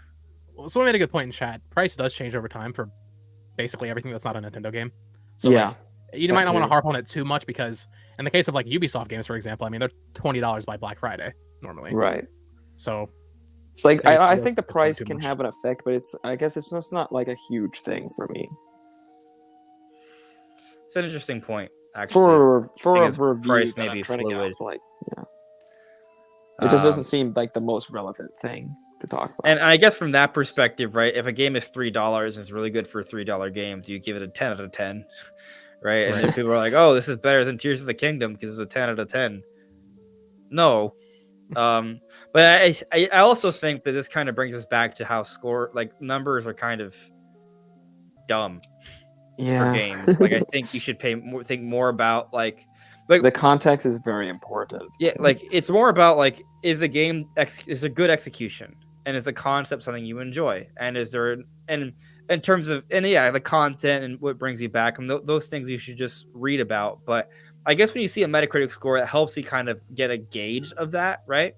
Like the fact that Plucky Squire is an 84, that tells me okay, they have the concept and they executed, right? But for example, I don't know if reviews came out for the Epic Mickey thing yet, right? But like, if the reviews for that aren't very good, that's gonna tell me, okay, well, they made this game worse when they remastered it, because that happens. Yeah, So it's I think it's a nuanced conversation. I think everything is a kind of case by case. it definitely basis. is.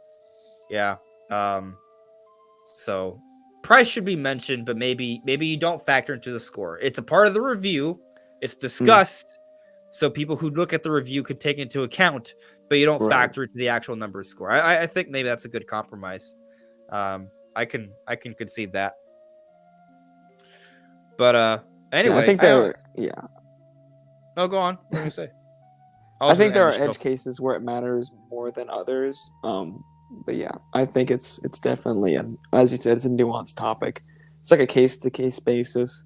You really need the context for things, and scores are like very just arbitrary in general. Yeah, for the most part. So they're vibes based. I think for a lot of people, it's just like yeah, because a lot of the time you'll see 2 7s from the same writer. You read the content of the review, and when you're reading it, it feels like they're completely different like feelings. But then that reviewer might just be like, okay, after they write the review, they're like, that was like a 7. There's tiers to it. There's like really good 7s, and there's like kind of like mid 7s. Yeah, I think I gave say. Star Fox 0 an 8 when I played it back in 2016. That's rough. I enjoyed the game. It was a good game. I think I gave it like a 5. I think in hindsight, it's like a 6 to 7. Yeah. But the other thing for me is that when I play games that have awkward controls, I just get good. So I rarely lower the score for a game based off like I guess how like accessibility. And see, that's why Mario 64 is still the greatest 3D Mario, because the controls just get good. People always complain about the cameras. Right. Like, just get good. Learn to use the control. And that's the philosophy all developers have when making their game. Like, oh, is this too hard? Does this make people break their fingers? Does this give them arthritis over a long time? All right, doesn't matter. Yeah, get good. That's fine. Like maybe they just have posters in their walls. Like whenever, like, oh man, maybe we should change the gameplay, and they see the poster on the ceiling when they're like thinking about it. Oh, get good. All right, we're good. It's like the Simpsons meme. It's like, time to go gold. Are our controls out of touch? No, the kids just need to get good.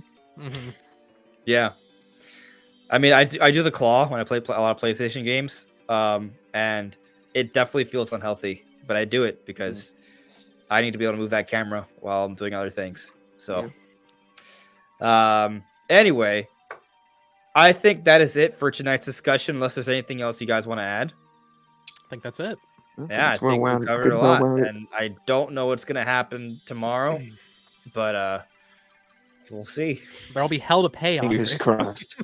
My fingers are so. Trying to run. I'm packing my bags now. Packing them. So, all right, Thanks. guys. Have a good one. We'll see you soon. Take care. Bye, guys. See you guys.